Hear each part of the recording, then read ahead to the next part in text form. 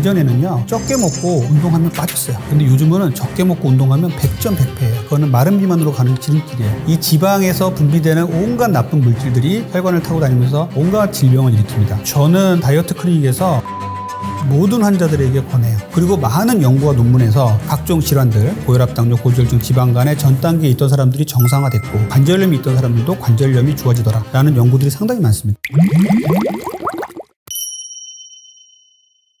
비만을 단순히 외모적인 문제로 접근할 때도 있었어요. 그런데 이제 비만은요 만병의 근원입니다. 병 자체예요. 여러분들 요즘에 건강검진 하시면은 대사증후군이라고 지적받으신 분들 계실 수 있어요. 거기에는 보통 복부 비만, 고혈압, 당뇨병, 고지혈증, 지방간 이런 얘기들이 나오면서 대사증후군이라는 얘기를 하고 있는데 제일 핵심적인 안에는 비만이 있습니다. 그리고 건강을 생각하신다면 비만부터 해결하는 게 1번입니다. 우리 WHO에서 이런 얘기를 했어요. 비만은 신종 전염병이다. 이렇게 얘기할 정도로 이제 비만은 전 세계인의 고민이 돼버렸습니다. 그래서 건강을 지키려면 최고 1순위로 해야 될 것이 바로 비만의 해결입니다. 우리가 젊었을 때는 어느 정도 먹고 불규칙하게 생활을 해도 그렇게 살이 안 쪘었는데 40대, 50대 지나가면서 엄청나게 살이 찐다는 사람들이 많아요. 특히 중년 여성분들은 폐경기 전후에 복부 비만이 생겨서 고생하시는 분들이 많습니다. 이렇게 중년이 되면 살이 찌는 이유는요. 첫 번째는요. 기초대사량이 떨어져서 그래요. 우리 몸이 젊었을 때 청소년기, 청년기를 지나오면서 기초대사량이 아주 활발할 때가 있었는데 이 나이가 들수록 기초대사량이 뚝뚝뚝 떨어집니다. 이게 40, 50대가 되면 아주 극명하게 드러납니다. 두 번째는 근육량의 부족이에요. 점점점 이제 나이가 들수록 근육이 부족해져요. 나이가 들수록 근육량이 부족해지는 것은요. 상당히 다이어트에 불리한 것입니다. 근육을 이용해서 지방을 태워야 되는데 이 태울 근육이 없단 말이에요. 그러면은 아주 비만이 중요한 문제가 될 수가 있어요. 그래서 중년이 되면서 이 근육의 부족이 가장 큰 문제가 될 수 있습니다.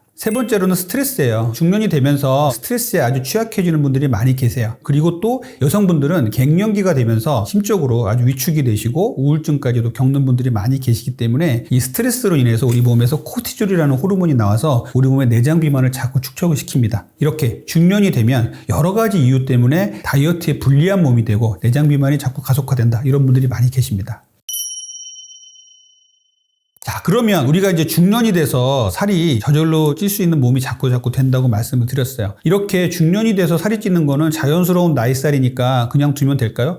아닙니다. 절대 아니에요. 적극적으로 대처하지 않는다면 결국은 내장 비만이 자꾸 많아져서 고지혈증, 지방간, 고혈압, 당뇨병 이런 질환으로 평생을 고생할 수가 있고 평생을 약을 먹을 수가 있어요. 중년이 됐는데 살이 찌는 것 같다 이런 분들은 적극적으로 다이어트에 임해 주셔야 됩니다. 그 중에서 중년 다이어트에서 제일 중요하게 생각하는 거 1번이 바로 정제 탄수화물을 끊자라는 거예요. 이 정제 탄수화물을 끊는 것만 성공하시면요. 중년 다이어트에 50%는 성공했다. 이런 말까지 할 정도로 정말 중요합니다. 정제된 탄수화물은요. 잘 정제된, 갈아내고 도정했다는 말이죠. 빵, 떡, 면, 과자, 과당, 음료수 이런 것들이 왜 문제가 되냐면요. 도정 과정에서 영양소도 다 파괴가 되고 섬유질이 다 파괴가 돼서 우리 몸에 들어오면 급격하게 혈당을 올리게 됩니다. 이렇게 올라간 혈당은 인슐린이 바로 나와서 잡아내려서 세포 안으로 끌어 들어가는 게 정상적인 우리 몸의 기전인데 너무나 많은 혈당이 올라가 버리면 인슐린이 이러한 혈당들을 자꾸 지방에 축적을 시킵니다. 그래서 중년에 있어서는 이 정제된 탄수화물을 끊는 게 중요해요. 정제된 탄수화물은요. 이렇게 혈당을 올라간 것을 떨어뜨리고 또 떨어지면 또 배가 고프고 허리가 지고 또 올라가고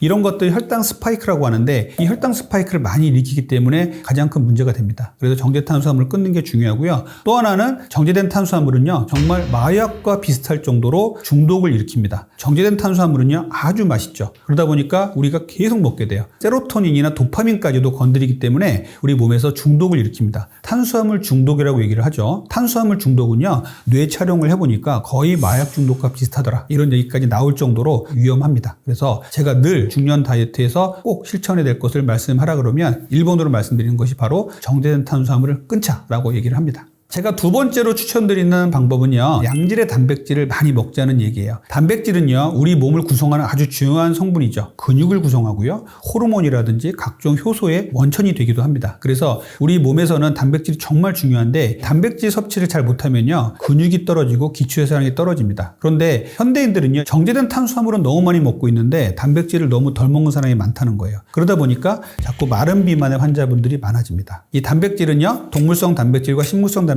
두 가지가 있는데 식물성 단백질을 2, 동물성 단백질을 1로 해서 2대 1로 드시는 게 제일 좋다고 해요. 우리가 동물성 단백질은 어떤 게 있느냐 하면요. 달걀이라든지 닭가슴살, 그리고 생선의 흰살, 회 아주 좋아요. 그리고 수육의 고기 부분 같은 것들이 아주 좋은 동물성 단백질이 되겠죠. 그리고 식물성 단백질은요, 콩류가 상당히 좋습니다. 대두를 그냥 먹는 것도 좋고요. 무가당 두유, 그리고 낫또, 두부 같은 거 좋고요. 병아리콩 같은 것도 상당히 좋습니다. 세 번째는요, 버섯 같은 것들도 상당히 좋은 식물성 단백질이에요. 그리고 시금치, 아몬드 이런 것들도 상당히 좋은 단백질입니다. 단백질을 충분히 먹어줘야 이 포만감이 생겨서 아침에 단백질을 먹고 나간 사람들은요, 탄수화물을 먹은 사람들보다 훨씬 더 포만감이 오래가고 다이어트도 잘 됐다. 이런 논문들이 많이 있습니다. 그래서 충분히 단백질을 섭취하는 것 상당히 중요한 방법입니다. 세 번째로 제가 말씀드릴 내용은 혈당 스파이크인데요. 혈당 스파이크는 앞에서 말씀드린 정제된 탄수화물을 먹었을 때 생기는 것이에요. 자, 우리가 너무나 많은 당을 먹거나 탄수화물을 먹게 되면 어떻게 되냐면요, 쫙 올라가는 혈당 스파이크가 너무 강해지는 거죠. 이 올라가는 혈당 스파이크가 강해지는 것을 또 엄청난 속도로 인슐린이 나와서 이걸 끌어내립니다. 우리 몸에서 잉여로 남아 도는 열량을 다 지방으로 축적을 시키는 게 인슐린의 역할이에요. 우리 현대인들이 정말 잘못되게 생활을 하고 음식을 먹기 때문에 인슐린이 나쁜 녀석으로 이제 오인이 되고 있는데, 실제로는 그렇진 않아요. 인슐린은 상당히 좋은 역할을 하고, 인슐린이 없었다면 우리 몸의 에너지를 저장하는 기전이 제대로 발전하지 못했을 것입니다. 이 높은 혈당에 있다가 낮은 혈당으로 떨어질 때 심각한 허기짐과 그리고 식은땀, 어지러움, 공복감 이런 것들 너무 많이 느껴요. 심하게는 쓰러질 것 같다는 얘기도 해요.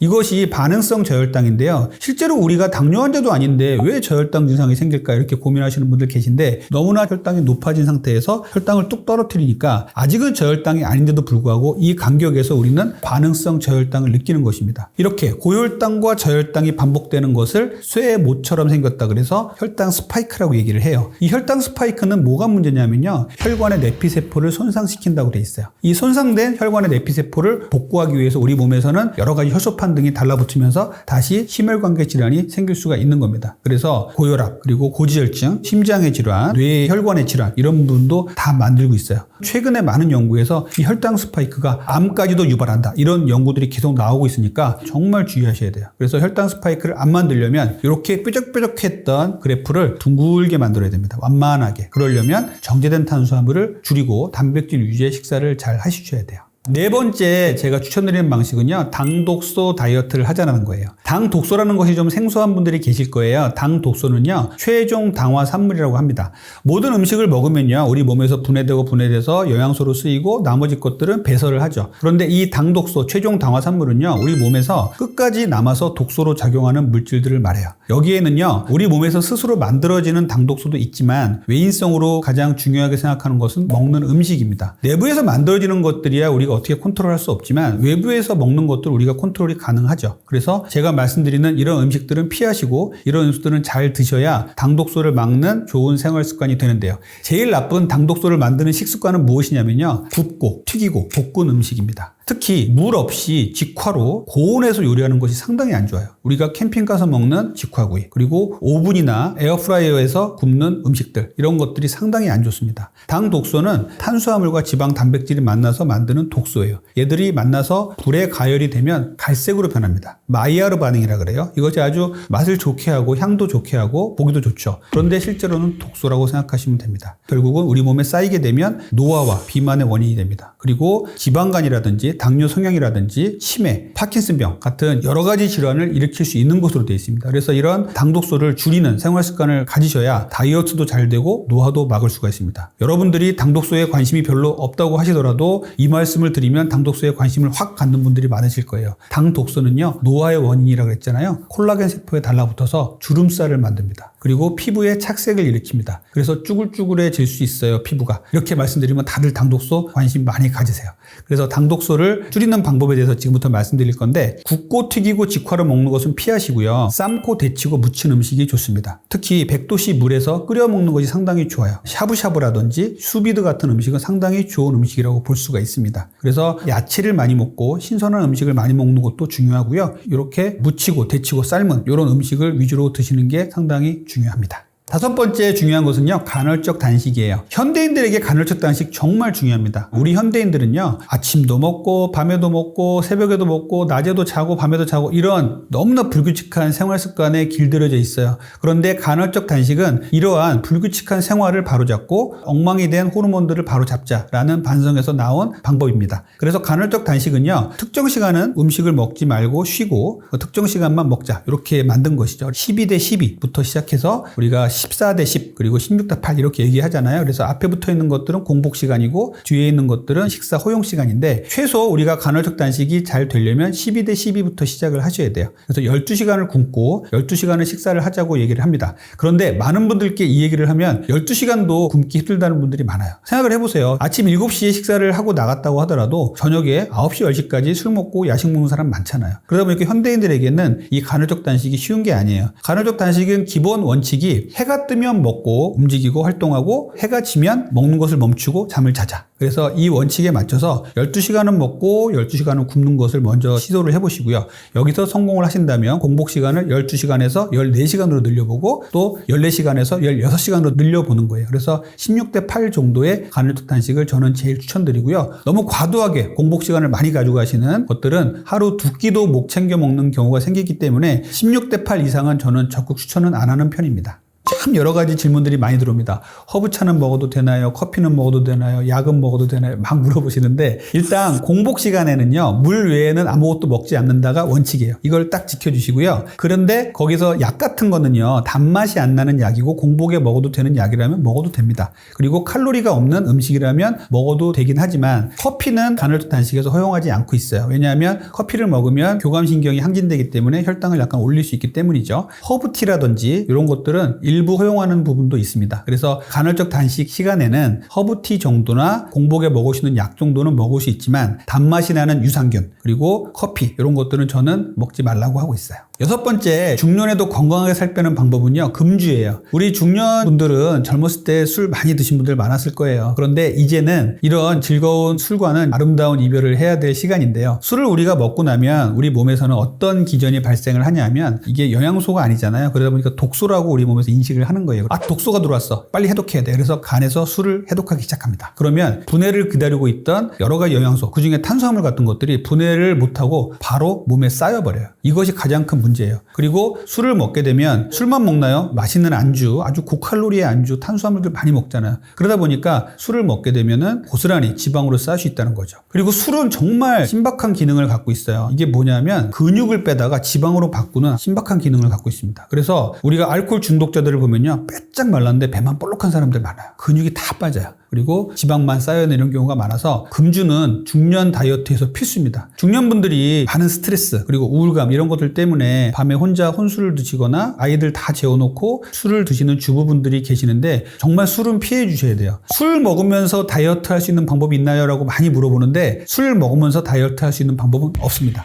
술은 다이어트 하실 때 완전히 끊어 주셔야 돼요. 요즘에 다이어트 하신다고 안주를 안 먹고 나는 술만 먹어요 이런 분들 계시는데 그거는요 술 자체에 독성이 있기 때문에 간에 상당히 안 좋아지겠죠. 그리고 우리 몸에 뇌에도 안 좋고 다 안 좋기 때문에 술만 드시는 방식은 정말 권해드리고 싶진 않아요. 그리고 술은요 어울릴 때 사회적인 용량 뭐 소주는 소주컵으로 2잔 정도라고 얘기하고 우리가 맥주는 맥주컵 500cc 아니에요. 작은 맥주컵으로 2잔 정도 얘기하는데 이것도 매일 먹으면 정말 안 좋죠. 예전에는요 술은 1잔 정도는 몸에 이롭다라는 얘기들이 많이 있었어요. 그래서 우리들이 뭐 약주라는 얘기도 하고 많이 그랬는데 실제로는 술은 한 잔만 먹어도 안 좋다. 뇌에 치명적 영향을 미치고 암을 일으킨다라는 연구들이 최근 들어 속속 나오고 있습니다. 그래서 술은 한 방울도 안 된다. 이런 생각을 해주셨으면 좋겠습니다. 7번째 중년 다이어트에서 지켜야 될 원칙은요 숙면과 규칙적인 생활이에요. 자, 우리 현대인들은요 잠자는 게 이제는 거의 숙제가 돼버렸습니다. 최근 들어서 어마어마하게 잠에 대한 숙면에 대한 얘기들이 많이 나오죠. 휴대폰이 나오면서 불면증의 문제가 엄청나게 심해진 거예요. 예전에는요 밤이 되면 깜깜했고 도시의 불빛도 별로 없었을 때는 정말 잠을 잘 잤었어요. 도시화가 되고 인공 발광 조명이라고 하는데 태블릿 PC, 핸드폰 그리고 PC, TV 같은 것들이 밝은 불빛을 밤에 보면서 생활 리듬이 깨지고 뇌에서는 이런 밝은 불빛이 들어오면서 낮으로 인식하는 거예요. 그러다 보니까 잠을 못 자는 겁니다. 우리 중년 분들 밤에 유튜브 재밌게 보시다가 잠을 못 자겠다. 이런 분들이 저한테 오세요. 밤에 그거를 보다가 잠이 오면 잠을 자겠다? 이건 아니에요. 이거는 밝은 불빛을 보고 있는 순간 뇌에서는요. 아, 낮이구나라고 인식하게 돼 있는 거예요. 그러면 우리 몸에 낮이다라고 인식시켜주면서 나는 자려고 한다? 이거는 어폐가 있잖아요. 그래서 인공 발광 조명은 정말 피해 주셔야 되고요. 밤에 잠을 잘 자야 우리 몸에서는 여러 가지 호르몬들이 잘 나와서 다이어트를 잘 되게 해줍니다.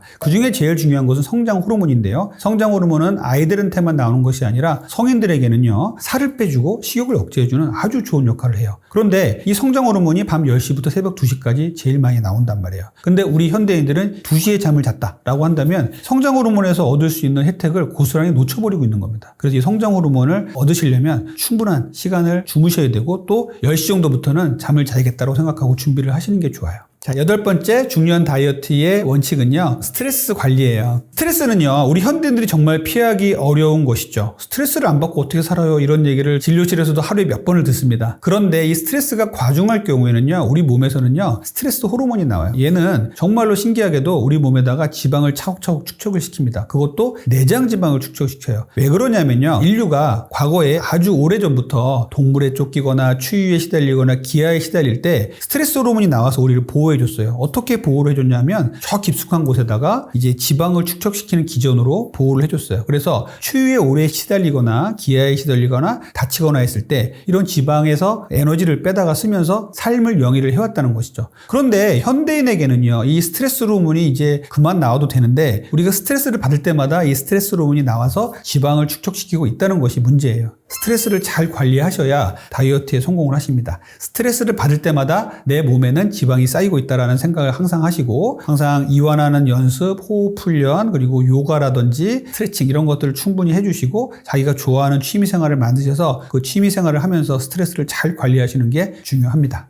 마지막 9번째 원칙은요, 규칙적인 운동이에요. 우리 중년 분들은요, 운동하시는 분들도 많이 계시고 운동도 못 하시겠다 이런 분들 많이 계신데 중년에게 운동은요 정말 필수입니다. 근육이 점점점 줄어드는 중년의 나이예요. 그렇기 때문에 근육을 잃지 않는 데 있어서 상당히 중요하고요. 또 우리가 노년을 대비하기 위해서 근육이 충분해야 노년에 행복한 삶을 맞이할 수가 있습니다. 그래서 운동을 하셔야 되는데 운동 어떤 거 해요? 라고 물어보면요, 좋아하시는 운동 있으세요? 거꾸로 물어보고 좋아하시는 운동 있으면 그거 하시라고 얘기를 합니다. 그런데 좋아하시는 운동이 없다 그러면 식후에 걸으세요라고 말씀을 드려요. 식후에 걷는 것은 아주 좋은 운동이에요. 식후에 혈당이 쭉 올라가기 시작하는데요, 이런 혈당이 올라가는 것을 막을 수가 있습니다. 한두 시간 후에 소화가 다 된 다음에 걸어라 이렇게 얘기하시는 분도 계신데 저는 식후에 어슬렁어슬렁 걷다가 속이 좀 편해지면 조금 더 빠른 속도로 걸어라 말씀을 드려요. 왜 그러냐면 우리가 식사를 하는 순간부터 위장관에서는 이제 포도당이 올라가기 시작할 준비를 하고 있어요. 식후 20분 정도부터 실제로는 혈당이 올라가기 시작하는데 식후에 20분 정도 식사를 했다 그러면 그때부터 혈당이 올라가는 거예요. 그러면은 그때부터는 조금씩 움직이시는 게 좋아요.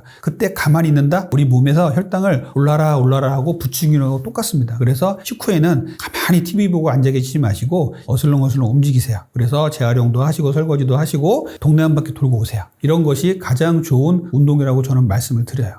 저는 혈당을 내리기 위해서는 식후 운동을 제일 많이 추천을 드립니다. 당뇨병 전 단계, 당뇨 환자들은 더욱더 식후 운동이 중요해요. 저혈당에 빠지지 않게 하는 것도 중요하고요. 식후에 혈당이 올라가는 걸 막아줄 수 있으니까요. 공복 운동은 정상적인 근육이 있는 분들이면 저는 충분히 권장할 수 있다고 생각해요. 공복 운동 좋습니다만 공복 운동을 피하시는 분들은요, 당뇨병 환자 피하셔야 돼요. 저혈당 빠질 수 있고요. 근육이 너무 적은 마른 비만 환자들은요, 공복 운동을 하면 거꾸로 근손실이 생길 수가 있습니다. 그래서 이런 분들은 조금 주의하시되 공복운동, 식후운동 나누지 마시고 시간 될 때 운동하십시오.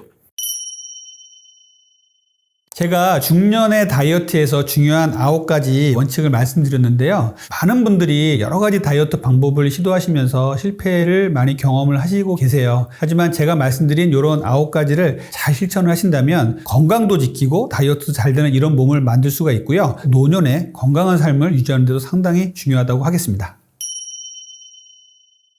다이어트에서 식습관은 정말 중요하죠. 그런데 운동도 중요합니다. 퍼센테이지로 꼭 구분해라 하면은 70대 30, 80대 20 정도로 식생활이 중요하다고 말씀을 드려요. 우리가 먹는 것이 그만큼 중요하다는 얘기고요. 운동 자체로서 근육을 키워주고 또 에너지를 소비하는 것도 중요한데요. 또 우리가 운동을 하면 기분도 좋아지고 의지도 생기잖아요. 정신 건강적인 부분에서도 운동은 상당히 중요합니다. 하지만 제일 중요한 것은 음식입니다. 먹는 것이 결국은 다이어트의 승패를 좌우한다고 보겠습니다.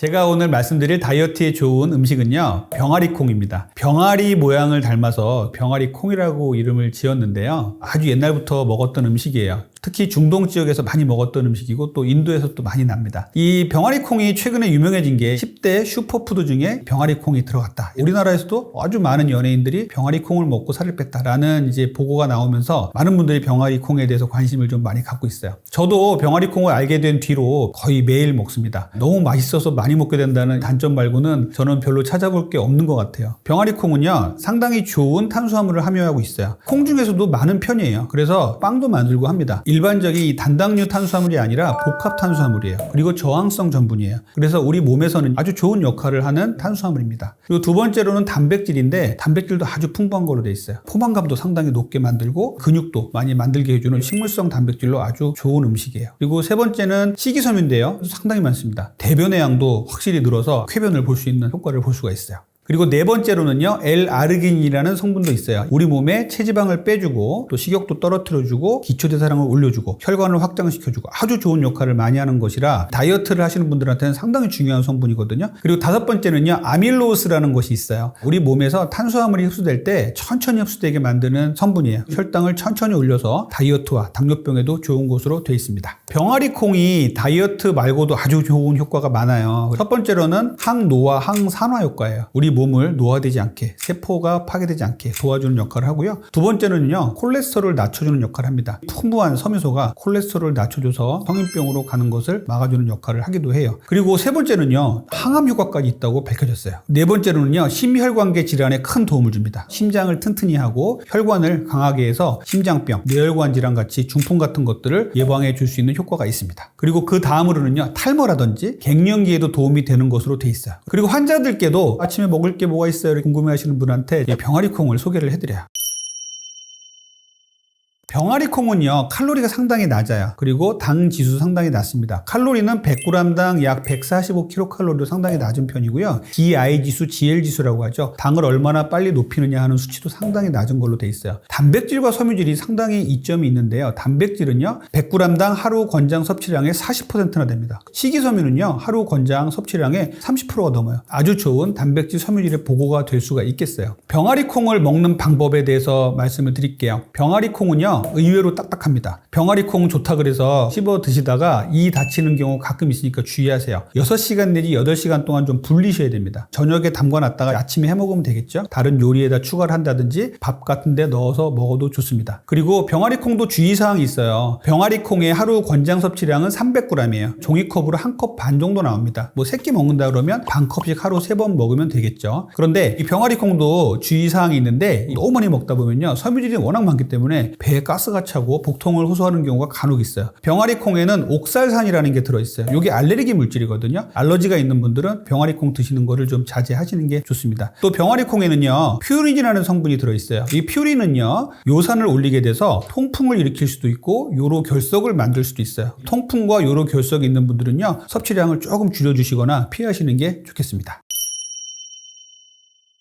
자, 제가 병아리콩 말고도 추천하고 싶은 음식이 또 있어요. 땅콩 버터예요. 땅콩 버터는 버터라는 이름이 들어가서 버터가 섞여 있나라고 생각할 수 있는데 땅콩 버터에는 버터는 들어가지 않습니다. 식감이 버터하고 비슷해서 붙여진 이름이고요. 땅콩 버터의 가장 큰 장점은요, 어마어마한 포만감이에요. 100g당 칼로리가 한 600칼로리 전후가 됩니다. 그래서 상당히 높아요. 땅콩 버터는 많이 먹으면 안 돼요. 조금만 먹어도 포만감이 어마어마하기 때문에 더 이상 먹으려도 잘 못 먹습니다. 지방과 단백질, 식이섬유를 제공하기 때문에 땅콩 버터를 먹고 나가면요, 점심 그리고 오후까지도 식욕 억제가 잘 돼요. 세 번째 장점은요, 땅콩버터는 혈당을 안정화시켜주는데 큰 역할을 합니다. 잘 만든다면 당 성분이 거의 안 들어가요. 그래서 땅콩버터는 혈당을 많이 올리지 않습니다. 그리고 여러 가지 호르몬을 안정화시켜줘요. 네 번째, 땅콩버터의 효능을 말씀드리면서 강조하고 싶은 것은요, 갈색 지방의 활성화예요. 갈색 지방은 보통 아기들한테 많고 성인들한테는 조금 있는데요, 이 조금 있는 갈색 지방을 활성화시키면은 우리 몸이 다이어트가 잘 되는 몸이 됩니다. 체지방을 빼주게 되는데 이 땅콩버터가 갈색 지방을 활성화시켜준다는 연구들이 나오고 있어요. 이 땅콩버터를 드신다면 다이어트를 잘 되게 하는 갈색 지방을 활성화시켜준다라고 생각하시면 되겠습니다. 우리 몸의 지방은요, 나쁜 역할을 하는 백색 지방과 좋은 역할을 하는 갈색 지방이 있어요. 갈색 지방은 어렸을 때 우리 몸에서 많이 있다가 성인이 되면 좀 퇴화되는 지방을 얘기하는데 우리 몸의 에너지 대사에 있어서 상당히 좋은 역할을 하고, 갈색 지방 속에는 미토콘드리아가 많이 들어있어서 갈색을 띠고 있는데요, 열을 발산하고 에너지를 태워주는 역할을 합니다. 체지방을 태워주는 역할을 역할을 하는 것이죠. 그래서 최근에 연구가 아주 많이 되고 있는데 갈색 지방을 태워주는 역할을 하고 있는 데 있어서 땅콩이 상당히 좋은 역할을 하는 것으로 알려져 있어요. 다섯 번째 좋은 이점은요, 아주 좋은 지방산을 갖고 있다는 것이에요. 땅콩은 견과류잖아요. 그러다 보니까 아주 좋은 불포화 지방산을 갖고 있습니다. 불포화 지방산은 결국은 나쁜 지방을 없애주고 우리 몸의 혈액순환을 잘 되게 해주고 혈관에 쌓이는 찌꺼기를 없애주게 됩니다. 심혈관계 질환의 예방을 도와줄 수 있기 때문에 땅콩버터는 이러한 이점이 있습니다. 땅콩버터는요, 서양 기준으로 큰 티스푼 2스푼이 하루 적정량이라고 얘기를 해요. cc로 따진다면 15cc가 되고요. 이거를 2스푼 먹으라고 돼 있으니까 30cc가 됩니다. 우리가 먹는 큰 수저로 2스푼보다 약간 많게 먹으면 된다고 생각이 들어요. 이 정도를 드시면 딱 정량이 되겠습니다. 그리고 땅콩을 먹어도 같은 효과가 있긴 해요. 그런데 땅콩버터가 더 많은 효과를 봤다는 연구들이 많습니다. 땅콩버터로 만들 때 땅콩에 있는 이 세포막이 손상이 된다고 돼 있는데, 세포막이 손상이 되면서 거꾸로 혈당을 안정화시켜주고 다이어트에 도움이 되는 성분들이 많이 나오는 것으로 되어 있어요. 그래서 땅콩도 좋지만 땅콩버터로 드시는 게 훨씬 이점이 있다고 알려져 있습니다. 자, 땅콩버터에서 제일 주의할 사항은요, 땅콩 알러지가 있는 사람들은 절대 드시면 안 돼요. 땅콩 알러지가 있는데 다이어트 한다고 땅콩버터 드셨다가는 정말 호흡곤란까지 올 수 있거든요. 두 번째로는 땅콩버터는요, 포만감이 어마어마하다고 말씀드렸잖아요. 그래서 칼로리도 상당히 높습니다. 제가 말씀드렸던 이 2스푼보다 약간 많은 정도의 용량만 드시고 더 이상은 안 드시는 게 좋고요. 또 하나는요, 땅콩도 그렇고 땅콩버터도 그렇고 산패 위험이 있어요. 땅콩버터를 먹을 때는 먼저 유통기한을 잘 살펴보시고요. 유통기한이 지난 땅콩버터는 독입니다. 유통기한 내에만 꼭 드시고 보관 방법을 잘 지켜주셔야 돼요. 꼭 닫아서 서늘한 냉장고에 넣어라, 이렇게 돼 있으면 꼭 그걸 지켜주시고요. 또 한번 숟가락으로 떠서 우리가 먹은 다음에는 그 숟가락을 다시 넣지 않도록 조심하십시오. 입에 넣었다가 숟가락 넣다 하시면 그 안에서 오염이 될 수가 있습니다. 땅콩버터를 구매하실 때는요, 요즘에 땅콩버터가 좋다고 하니까 땅콩버터에다가 많은 것을 섞는 경우가 많아요. 땅콩버터에서 주의하실 것 첫 번째, 당류입니다. 땅콩버터가 실제로는 당이 없는 땅콩버터를 먹어보신 분은 알겠지만 고소한 맛은 강한데 단맛이 별로 없어요. 그리고 버터처럼 끈적끈적하고 텁텁하기 때문에 이걸 좀 싫어하는 분들이 많아서 묽게 만들면서 당 성분을 첨가하는 경우가 있는데, 이거는 다이어트 식품이 아니에요. 이런 거는 피하셔야 되고 무가당 땅콩버터를 꼭 고르시길 바라고요. 제 유튜브에 오시면 무가당 땅콩버터 어떤 제품이 있는지도 좀 올려놨습니다. 그리고 나트륨도 조심하셔야 돼요. 요즘에 많은 음식들에서 당 성분을 줄이다 보니까 나트륨 함량을 높이는 경우가 상당히 많아요. 예를 들어 당 성분을 낮춘 핫초코가 있다 그러면 더 잘 뒤에를 살펴보세요. 그러면 당은 낮췄는데 나트륨이 올라간 경우 상당히 많습니다. 그리고 땅콩버터도 마찬가지로 당은 낮췄는데 나트륨 함량이 높은 게 많아요. 나트륨은요, 결국은 혈압을 올리고 우리 몸의 건강을 악화시키는 요인이 되겠죠. 그래서 나트륨이 얼마나 들어있는지 꼭 영양성분표를 보고 구입을 하시면 좋겠습니다. 제가 이제 병아리콩과 땅콩버터에 대해서 말씀을 드렸는데요. 병아리콩은 아주 대표적인 고단백 그리고 저항성 전분을 가진 좋은 식품이고요. 그리고 땅콩버터는 칼로리는 높지만 좋은 지방을 제공할 수 있고 단백질도 많고 포만감을 유지시키는 좋은 음식이에요. 이렇게 좋은 지방과 단백질을 충분히 드시는 거 상당히 중요하고요. 또 여기에다가 풍부한 야채 먹는 거 상당히 중요합니다. 이렇게 음식을 먹을 때 정제된 탄수화물을 줄이고 충분한 단백질 그리고 채소, 지방을 드신다면 건강을 잘 지킬 수도 있고 다이어트도 잘 되는 생활 습관이 될 것입니다.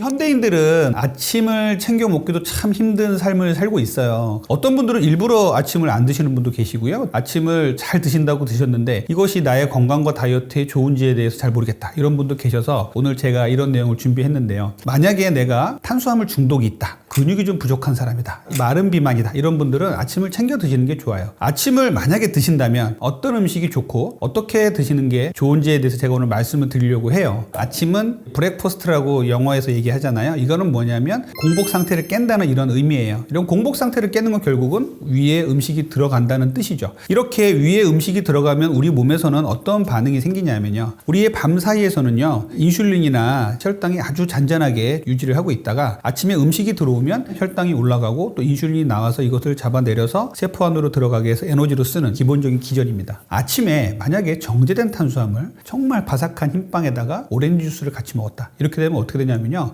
정상인들 혈당이 아주 많이 치솟아 올라가요. 그렇게 되면 혈당 스파이크라 그래서 쇠 모처럼 뾰족뾰족한 혈당의 그래프가 그려지게 됩니다. 그래서 이런 혈당 스파이크가 나타나면 만병의 근원이라고 해요. 혈관에 계속 자극을 주면서 혈관 내피세포를 손상되게 합니다. 손상된 혈관 내피세포를 보수하기 위해서 우리 몸에서는 여러 물질들이 나와서 혈전이 생기고 혈관을 막히게 하는 것이에요. 장기간 잘못된 식사를 하게 되면 혈관에 문제를 일으키게 됩니다. 고혈압, 당뇨병, 고지혈증, 지방간은 물론이고 협심증, 그리고 뇌혈관 질환, 뇌경색 같은 것들을 일으킬 수 있다는 것이죠. 혈당 스파이크라는 것은요, 예전에는 잘 몰랐어요. 24시간 혈당을 재보고 혈당을 측정하는 기술들이 발전하면서 혈당 스파이크라는 것을 알게 됐습니다. 우리가 음식을 먹었을 때 혈당이 올라가는 건 자연스러운 현상이죠. 우리 정상인들은 혈당이 70에서 140 사이에서 정교하게 움직여요. 밥을 먹으면 140 정도 올라갔다가 공복이 되거나 잠을 자게 되면 7, 80으로 떨어졌다가 이렇게 왔다 갔다 하거든요. 24시간 혈당 측정기가 개발이 되고 하면서 혈당을 계속 재봤더니 식후 2시간 혈당이 중요하다고 생각했고 공복 혈당만 중요하다고 생각했었는데 식후 30분에서 1시간, 1시간 반의 혈당이 너무 많이 올라가는 사람들을 발견하게 된 거예요. 당뇨병의 가능성이 전혀 없다고 생각되는 마른 20대 여성이 아침에 일어나서 맛있는 캐러멜 마키아토와 케이크를 먹었다. 거의 혈당이 200 이상 치솟아 올라갑니다. 아니 내가 당뇨도 아닌데 왜 200 이상 올라가요? 이렇게 얘기하실 수도 있는데 정말 200 이상 올라가요. 그만큼 혈당 스파이크가 무섭고 아직 잘 모르고 있는 사람들이 많습니다. 그래서 혈당 스파이크가 200 이상 치솟아 올라가면 어떻게 되냐면요. 쭉 올라갔을 때 약간의 안도감, 음식을 먹었다는 쾌감 같은 게 느껴지죠. 그런데 이렇게 갑자기 올라가는 혈당에도 불편감을 느끼는 사람들도 간혹 있어요. 머리가 좀 멍하다, 브레인 포그 같이 안개가 낀 것 같다, 갑작스럽게 좀 흥분된다, 이런 분들도 계십니다. 이렇게 혈당이 올라간 것을 인슐린이 끌어내리기 때문에 다시 혈당이 떨어져요. 이것이 저혈당과 비슷하게 떨어집니다. 이런 것들을 반응성 저혈당이라고 하는데 200까지 올라갔던 혈당이 7, 80으로 떨어진다 그러면요, 우리 몸에서는 너무 혈당이 떨어졌네, 빨리 올려 라는 신호를 보내게 됩니다. 이렇게 되면 우리가 어떻게 되냐면요,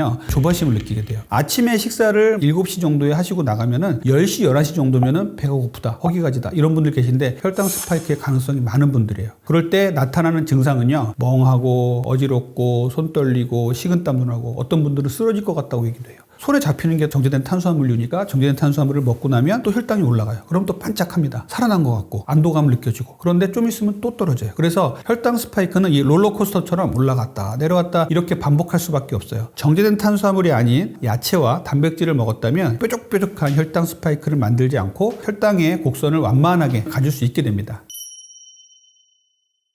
만약에 저에게 최악의 아침 식사 하나를 꼽으라 그러면 바삭한 흰빵을 구워서 오렌지 주스하고 먹는 것을 말씀을 드려요. 불과 몇십 년 전만 해도 이러한 CF 같은 것들이 나오면 현대적이고 문화적인 삶이다라고 우리가 부러워했던 적이 있었는데, 흰빵을 구워서 오렌지 주스에 먹으면요, 어마어마한 혈당 스파이크가 생깁니다. 정제된 탄수화물을 갑작스럽게 아침에 드시는 게 정말 안 좋습니다. 정제, 좀 말이 어렵긴 한데 갈고 도정을 잘했다는 뜻이에요. 탄수화물류들을 먹게 되면 우리 몸에서 혈당이 아주 빠르게 올라간다는 것이죠. 이 정제 탄수화물의 문제에서 가장 중요한 것은 현미가 아니고 갈아낸 쌀로 만든 떡, 갈아낸 밀로 만든 흰 빵 같은 거를 말씀드리는 것입니다. 갈아낸 정제된 탄수화물들은요, 우리 몸에 들어오면 섬유질이 다 파괴가 되기 때문에 엄청난 속도로 혈당을 빠르게 올려요. 이 빠르게 올라간 혈당을 잡아내려서 세포 안으로 집어넣어야 되니까 인슐린이 또 너무나 빠르게 나옵니다. 그래서 인슐린 서지라고 그래서 거의 폭풍처럼 인슐린이 나온다고 얘기를 해요. 문제는 너무 과량으로 정제된 탄수화물을 먹게 되면 몸에서 쓰고 나오는 에너지를 인슐린이 우리 몸의 깊숙한 곳에다가 지방세포로 저장을 합니다. 이것은 나중에 지방을 쓰려고 하는 우리 몸의 기전이에요. 인슐린이 아무 때나 나오고 인슐린이 너무나 많이 나오고 이런 상황이 되다 보니까 인슐린 저항성에 문제가 닥치게 되는데, 정제된 탄수화물을 먹는 족족 에너지를 사용하는 것보다도 지방으로 쌓이는 게 더 많아진다고 보시면 돼요. 정제된 탄수화물을 먹어서 생기는 문제는요, 결국은 비만으로 가는 지름길입니다. 혈당 스파이크를 만들다 보니까 심혈관계 합병증을 일으키는 혈관의 손상을 일으켜요. 심장병, 협심증, 뇌졸중, 뇌출혈 같은 것들을 일으킬 수가 있어요. 혈당 스파이크가 암까지 일으킨다, 이런 연구들이 속속 나오고 있어요. 그래서 이런 혈당 스파이크를 막는 생활 습관을 기르는 게 상당히 중요합니다. 아침에 정말 건강하다고 간편하게 먹을 수 있다고 생각해서 누룽지나 미숫가루, 죽 같은 걸 드시는 분들이 계세요. 정말 좋지 않습니다. 결국 정제된 탄수화물이고 후루룩 먹고 나가잖아요. 혈당을 어마어마하게 높여요. 제가 24시간 혈당 측정기를 차고 미숫가루와 누룽지를 먹고 혈당을 재봤어요. 혈당 수준이 180 이상이 아주 쉽게 올라가더라고요. 아플 때 먹는 죽은 결국 흡수를 빠르게 하기 위해서 나온 거잖아요. 가끔씩 아플 때 먹는 거야 괜찮겠지만 이것을 매일 아침에 건강을 위해서 먹고 나가시는 분들이 있어요. 안 먹었으면 좋겠습니다. 과일은 요즘 논란이 좀 많긴 하지만 과일에 대해서는 정립된 부분만 좀 말씀을 드리자면 항산화제이자 항암제라고도 얘기할 정도로 아주 좋은 음식이고 미네랄도 얻을 수 있고 참 좋은 음식인데, 문제는 다이어트를 하시려는 분, 비만한 분, 지방간이나 고지혈증 같이 대사증후군이 있는 분들은 과일 정말 조심하셔야 됩니다. 과일은 과당이라는 당을 함유하고 있어요. 과일이 탄수화물이에요? 이렇게 얘기하시는 분들 계세요. 과일은 탄수화물이에요. 과당이라고 하는 탄수화물을 함유하고 있어요. 이 과당은요, 우리 몸에서 대사 기전이 조금 달라요. 과일을 먹으면요, 이제 우리 몸에서 인슐린을 크게 자극하지 않고 간으로 직행을 합니다. 간에서 저장을 하게 되는데, 이것을 너무 많이 먹게 되면 지방간이 올 수가 있어요. 지방간이 있거나 고지혈증 있는 분들 중에 과일을 너무 많이 먹고 계신 분들이 있으면 과일 좀 줄이라고 말씀드리거든요. 저는 과일을 먹을 때 과일을 다 끊어라 이게 아니에요. 정말 단맛이 강한 과일을 줄이라는 겁니다. 그리고 정상인이 먹는 것도 전혀 문제가 되지 않습니다. 그래서 과일을 드실 때는 단맛이 좀 적은 과일을 골랐으면 좋겠어요. 여기에는 뭐 블루베리 같은 게 있고요, 아보카도, 과일은 아니지만 토마토 같은 게 있고요, 자몽 같은 것들, 레몬 같은 것들 상당히 좋은 과일이에요. 이런 과일들을 요즘에는 착즙을 하거나 갈거나 또 말려서 먹는 분들이 계세요. 몸에서 흡수가 정말 빨라지거든요. 씹어서 먹을 때 우리가 얻을 수 있는 이 섬유질의 이점을 반감을 시키는 경우가 많기 때문에 절대로 갈거나 착즙을 내거나 말려서 먹는 것들은 정말 피하라고 말씀을 드립니다. 아침에 좋은 식사는요, 풍부한 야채와 단백질입니다. 이 두 가지를 잘 챙겨 드시고 나가시면요, 점심까지 배가 든든해서 반응성 저혈당에 빠져서 혈당 스파이크 때문에 간식을 찾는 일도 없어지게 되고요, 다이어트에도 상당히 도움이 돼요. 단백질은 어떤 게 있을까요? 라고 많이 물어보세요. 콩류가 제일 좋아요. 가장 대표적인 식물성 단백질이죠. 아침에 콩 드시는 거 상당히 좋고요, 대두 자체로 먹는 거 좋고요, 그 다음에 나또라든지 두부라든지 비지도 좋고요, 그리고 무가당 두유 같은 것도 상당히 좋은 아침 식사가 될 수가 있어요. 두 번째로 제가 추천드리는 것은 달걀입니다. 비타민C와 섬유질만 빼고서 모든 영양소가 다 있다, 단백질 지수가 최고다, 이렇게 얘기해서 완전식품이라고 얘기하잖아요. 상대적으로 달걀은 소화가 잘 되는 음식이에요. 아침에 달걀을 삶아서 드시고 나간다면 아주 포만감도 생기고 하루를 든든하게 보낼 수 있는 좋은 음식이 될 수 있어요. 세 번째 제가 추천드리는 아침에 좋은 음식은요, 무가당 그릭 요거트예요. 아주 농축이 된 유단백질을 섭취할 수 있는 좋은 식품이에요. 이것을 아침에 드신다면 아주 위장도 편하고 마음도 편해지는 이런 효과가 있다고 합니다. 이렇게 그릭 요거트에서 무가당이라고 제가 계속 강조드리는 이유는 그릭 요거트 중에서도 맛을 내기 위해서 당을 첨가하는 경우가 많습니다. 그래서 당이 없는 그릭 요거트를 찾으시고요, 무가당 그릭 요거트는 꾸덕꾸덕합니다. 그리고 먹었을 때 식감이 아주 묵직한 이런 것들을 고르시면 좋겠어요. 그 다음에 아침에 좋은 음식으로는요, 자연 치즈, 천연 치즈 같은 것들도 있어요. 우리가 치즈도 상당히 좋은 유제품에서 나오는 단백질입니다. 일반적으로 상업화돼서 나온 치즈 말고 자연 치즈, 천연 치즈를 고르시는 게 중요해요. 여러 가지 합성 물질이나 당이 안 들어간 것을 고를 수가 있습니다. 이렇게 제가 쭉 말씀을 드리면 도대체 뭘 먹으란 말입니까? 이렇게 질문을 하시는 분들이 계세요. 아침 식사 하실 거 많아요. 지금부터 설명을 드릴게요. 첫 번째는요, 유동식 대신에 고형식을 드시라는 말을 드려요. 유동식은 뭐냐면요, 이렇게 먹었을 때 목 넘김이 쉬운 음식이에요. 죽이라든지 미숫가루 같은 게 여기에 해당이 되겠죠. 요즘에 바쁜 현대인들의 아침 식사를 위해서 후루룩 먹고 나가는 음료들이 정말 많이 나와 있습니다. 예를 들어서 오트밀 음료, 단백질 음료, 이런 것들 정말 많이 나와 있죠. 뒤에 영양 성분표를 한번 보세요. 거기에 당 함량이 얼마나 돼 있고 칼로리가 얼마나 있고 또 인공 감미료가 또 얼마나 있는지 한번 보십시오. 아침에 후루룩 빨리 먹고 나갈 수 있는 음식들은 좀 조심하셔야 돼요. 대신에 아침에 먹을 수 있는 음식 중에 좋은 것들은요, 이 턱 근육을 이용해서 꼭꼭 씹어 먹는 고형식을 말씀드립니다. 견과류도 있고 달걀도 있고 이렇게 씹어서 먹는 것들 모든 게 해당이 되겠죠. 이것들이 왜 중요하냐면요, 우리 몸에 들어왔을 때 당 수치를 천천히 올릴 수 있다는 게 첫 번째 이점이고요. 두 번째는요, 잠을 깨서 일을 해야 되잖아요. 턱 근육을 움직이는 것이 정말 중요합니다.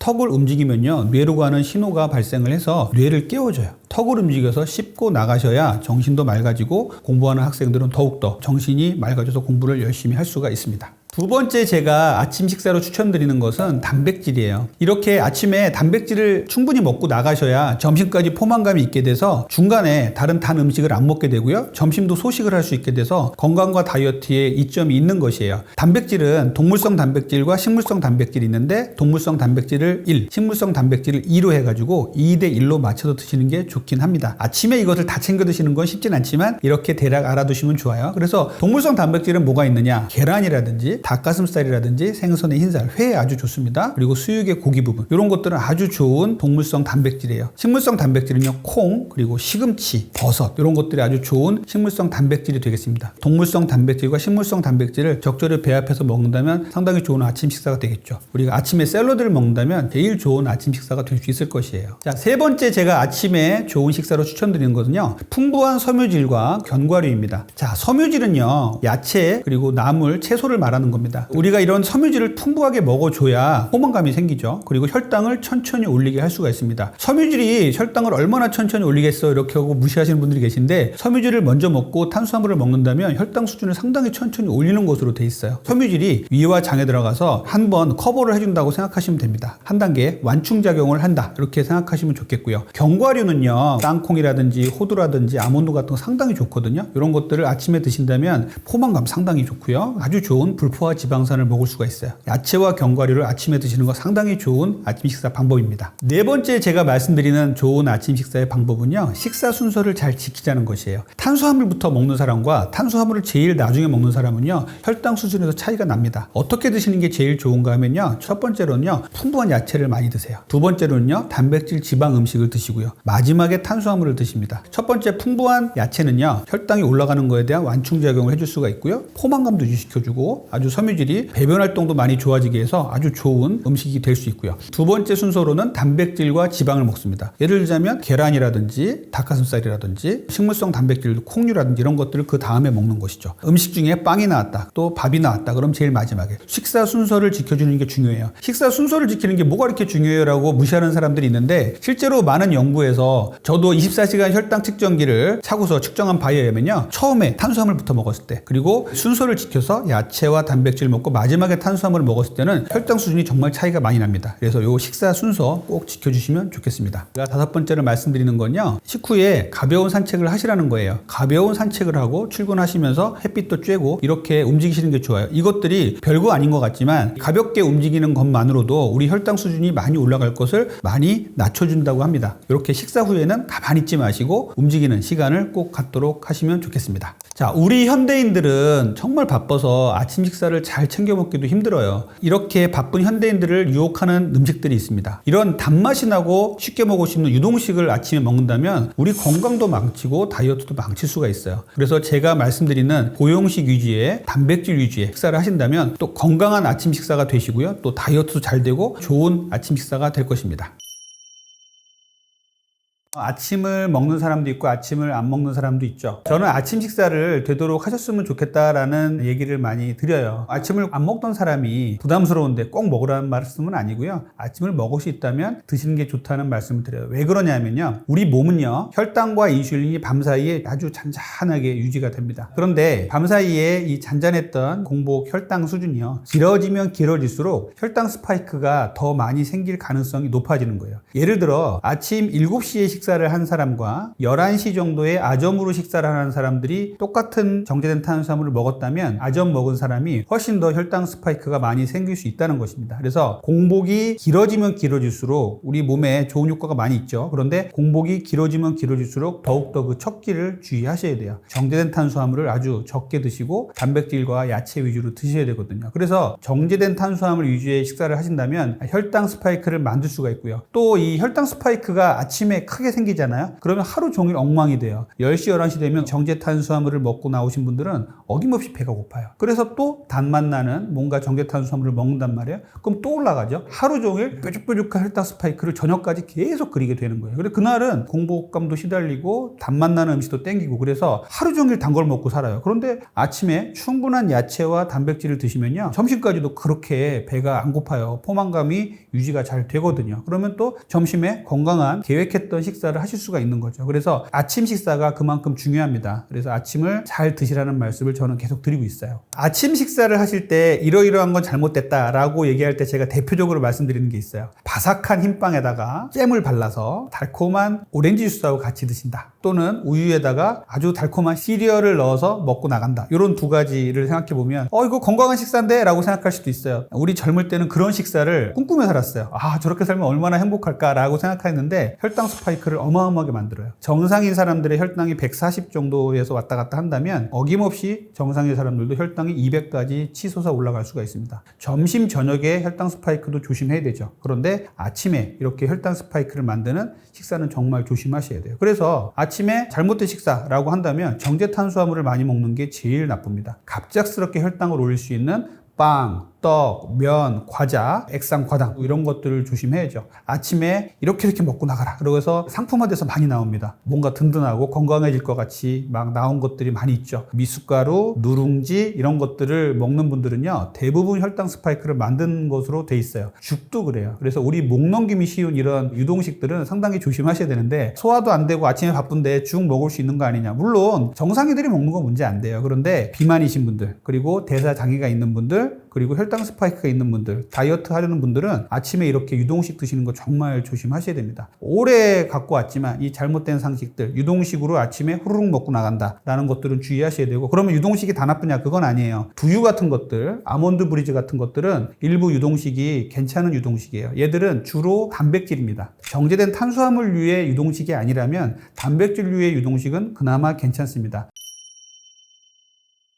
아침에는 무조건 단백질과 채소 요거 딱 두 가지 기억하세요. 섬유질로 포만감을 채워주시고 이 섬유질을 먹으면 결국은 비타민, 미네랄 이런 영양소들을 채울 수 있죠. 이런 섬유소들은 위장 속에 들어가서 혈당이 올라갈 수 있는 것을 한 단계 이제 커버를 해줍니다. 그리고 천천히 혈당이 올라가게 해주고요. 변을 풍부하게 만들어주고 대장 운동도 활발하게 만들죠. 섬유질을 충분하게 드시고 그 다음에 이제 단백질류. 아침에 단백질 부담스러운데 이렇게 생각할 수 있는데 소화도 잘 되고 이런 단백질들이 있어요. 그래서 아침에 계란이라든지 콩류라든지 그릭 요거트, 버섯이라든지 아몬드 이런 식물성 단백질도 있고 그래서 동물성 단백질과 식물성 단백질을 적절히 조합해서 드시는 게 아침에는 제일 좋은 식사 방법입니다. 저는 아침에 제일 추천드리는 음식이 계란이에요. 계란은 우리가 완전식품이라고 하죠. 완전식품이라고 하는 거는 한 개의 단일 음식에 여러 가지 영양소를 거의 대부분 다 갖고 있다는 소리예요. 비타민 C와 섬유질 요거 두 개만 빼고는 모든 영양소가 계란 속에 다 들어있습니다. 그리고 늘 있는 우리 음식들이니까 구하기 쉽죠. 또 보관하기도 상대적으로 괜찮죠. 그리고 계란으로 요리하시는 것들이 많잖아요. 쪄서 먹기도 하고 프라이로 만들어 먹기도 하고 계란찜 같은 거 있죠. 그래서 이런 계란들은 아침에 정말 제가 추천드리는 음식입니다.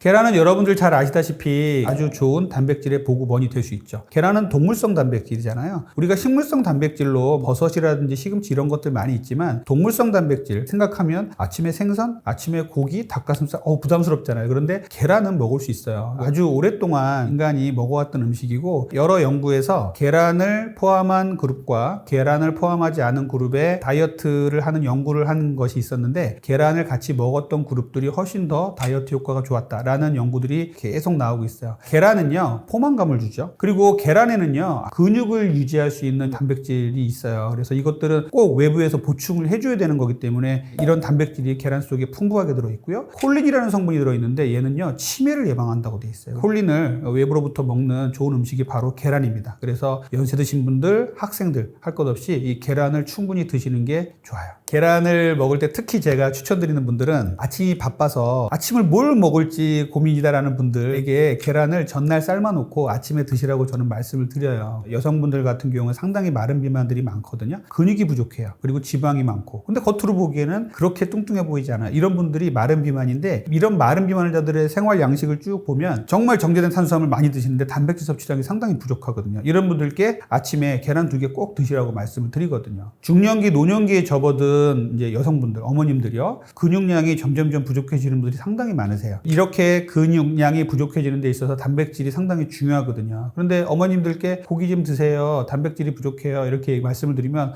나 고기 부담돼서 못 먹어. 이런 분들 계세요. 그런데 우리 어머님들도 계란을 간식이나 주식으로 꼭 드세요. 동물성 단백질을 잘 못 드시는 분들도 계란은 잘 드신다. 젊은 여성들의 그 마른 비만들 그리고 우리가 중년 이상의 여성분들 이런 분들은 단백질 보충원으로 계란을 아주 적극 추천을 드립니다. 또 계란을 먹을 때 저는 제일 추천드리는 방식은 낀 찐 계란을 제일 많이 추천을 드려요. 물론 후라이를 해 드셔도 되고 구운 계란을 해 드셔도 되는데, 후라이를 하면요, 찐 계란과 후라이를 비교를 해보면요, 후라이 쪽에서 당 독소가 약간 높은 거로 돼 있어요. 당 독소는 이제 비만과 노화의 물질이거든요. 그래서 구운 달걀 그리고 후라이 이런 것보다는 찐 계란이 가장 당 독소가 적고 좋은 영양소를 함유하고 있다고 생각을 합니다. 계란을 얘기를 하면 꼭 나오는 질문들이, 콜레스테롤 높으신 분들, 고지혈증이 있는 분들은 계란을 어떻게 먹어야 되나요? 라고 이제 많이들 물어보세요. 실제로 계란은 콜레스테롤을 높인다고 많은 오랜 시간 동안 누명을 쓰고 산 불쌍한 녀석이에요. 그런데 최근에 많은 연구를 통해서 계란이 그런 누명들을 이제 점점 벗어가고 있습니다. 계란은 콜레스테롤을 높일 수 있어요. 또 콜레스테롤을 낮추는 성분도 있어요. 이게 참 오묘하죠. 정상인이 먹는 건 전혀 문제가 되지 않아요. 정상인이라면 하루에 2-3개 정도 계란 드시는 거 전혀 문제되지 않습니다. 그래서 계란 드시면 되고요. 콜레스테롤이 높으신 분들이 계시죠. 약을 드시는 분들이 계세요. 그러면 이런 분들은 약 드시면서 콜레스테롤 잘 조절이 되거든요. 이런 분들은요, 계란을 하루에 1-2개 정도는 충분히 드셔도 됩니다. 문제는 콜레스테롤이 높으신데 나는 음식으로만 콜레스테롤을 조절할 거야 라고 말씀하시는 분들이에요. 이런 분들은 전반적으로 콜레스테롤을 좀 조심하셔야 되기 때문에 계란을 많이 드시지 마시고요, 1개 정도 드실 것을 권장을 해드리고 있어요. 그래서 이렇게 콜레스테롤 때문에 계란을 못 먹는다 이렇게 생각하지 마시고, 콜레스테롤이 없는 분들은 아주 자유롭게 드시고요, 콜레스테롤이 높으신 분이라도 약을 드시는 분이라면 하루에 2개 정도는 드셔도 괜찮습니다.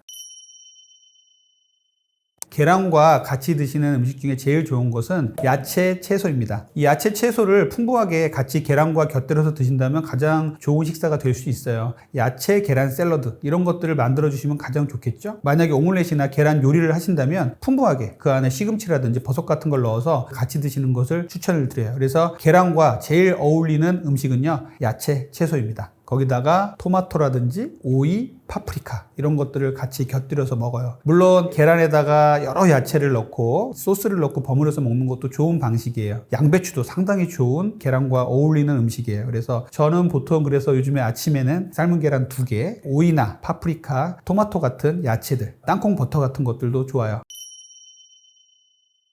식사 습관도 상당히 중요해요. 혈당을 조절하는 데도 그렇고 건강과 다이어트도 상당히 중요하거든요. 좋은 음식을 먹어야겠죠. 그런데 시간이 조금 허용한다면 제가 말씀드린 3가지도 한번 하시면 좋을 것 같아요. 첫 번째는요, 식사 순서예요. 완전히 지키는 건 어려울 수 있지만 이런 방식대로 먹는다라고 머릿속에 항상 갖고 계시면 훨씬 더 건강한 식사 습관이 될 수가 있어요. 순서를 말씀드리면요, 첫 번째는 야채, 채소를 제일 먼저 먹는 거예요. 두 번째는 단백질과 지방을 그 다음에 먹고요, 탄수화물을 가장 나중에 드시는 거예요. 밥이나 빵 같은 이런 탄수화물들을 제일 나중에 먹는다라고 생각하시면 되겠어요. 양식은 좀 쉬운데 한식은 좀 이게 혼재돼 있어요. 그런데 되도록이면 이렇게 의식적으로 밥이나 빵을 좀 나중에 먹는다 생각하시면 좀 도움이 될 것 같고요. 또 하나는 천천히 먹기예요. 우리 한국 사람들은 정말 빨리 먹습니다. 전 세계적으로 제일 1등을 할 정도로 빨리 먹어요. 빨리 먹으면 어떻게 되냐면요, 뇌에서 포만감이 온다라고 느끼는 시간이 한 20분 정도인데, 먹기 시작해서 20분. 그런데 이 시간이 되기도 전에 이제 우린 다 먹어버린 거예요. 그러면 10분 만에 다 먹었다 그러면 10분이라는 시간이 남잖아요. 뇌에는 아직 신호가 안 갔어요. 그러면 뭔가 더 먹고 싶은 거예요. 그래서 우리는 과일을 먹고 디저트를 먹는 겁니다. 천천히 먹는 습관도 상당히 중요해요. 식사 시간은 15분, 20분 정도 천천히 여유를 갖고서 대화하면서 즐겁게 식사하실 것을 권장을 드립니다. 마지막 3번째는요, 간헐적 단식이에요. 식사를 충분히 그리고 영양가 높게 하시는 거 중요한데, 간헐적 단식을 스스로 만들어 보는 겁니다. 12대12 간헐적 단식은요, 12시간은 굶고 12시간은 식사를 하는 거예요. 그러면 아침 7시부터 식사를 했다 그러면 저녁 7시까지 식사를 하고 점심이 그 사이에 들어가겠죠. 이렇게 3끼 먹고 그 이외 시간은 물 외에는 아무것도 먹지 않는다, 이렇게 생각하시면 됩니다. 여기에는 뭐 계란을 드시던 땅콩버터를 드시던 건강한 식사로만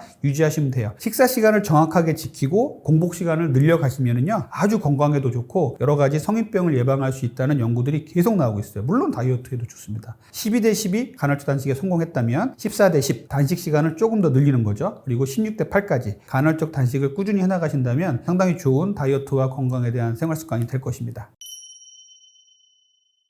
다이어트 딱 생각하면요, 휴가도 얼마 안 남았고 제일 먼저 해야 될 것 굶자라고 생각하시는 분들이 제일 많을 거예요. 그런데 굶으면 정말 안 돼요. 굶으면요, 음식의 양과 또 칼로리, 영양분들이 적게 들어오잖아요. 그럼 우리 몸은 어떻게 되냐면요, 비상사태를 선포해요. 주인이 기아에 시달리나 아무것도 안 들어오네, 더욱더 에너지 소비를 낮춰야 돼 해가지고 기초대사량을 뚝 떨어뜨립니다. 그러면 어떻게 되냐면요, 아무것도 하기 싫고 아무 운동도 하기 싫고 가만히 있으려고 해요. 최소한으로 에너지만 소비를 하고 다른 에너지를 소비를 안 하는 거예요. 적게 먹고 기초대사량도 떨어지기 때문에 때문에 플러스 마이너스 제로예요. 오히려 플러스 마이너스 제로보다 나쁜 결과가 될 수가 있죠. 그런데 여기서의 문제는요, 살이 빠지거나 살이 뭐 그대로 있고 찔 수도 있어요. 그런데 여기서 제일 문제는 근육이 빠진다는 거예요. 우리의 목표는 지방이잖아요. 근데 근육을 우리 몸에서는 먼저 써버립니다. 지방은 더 나중에 쓰려고 숨겨버려요. 그렇기 때문에 점점 더 이렇게 굶는 다이어트를 할 때마다 체중이 빠진다고 절대 좋아하시면 안 되는 게, 그 체중이 지방이 빠지는 게 아니에요. 수분과 근육이 빠지는 겁니다. 그렇기 때문에 굶는 다이어트는 정말 해서는 안 되는 다이어트예요.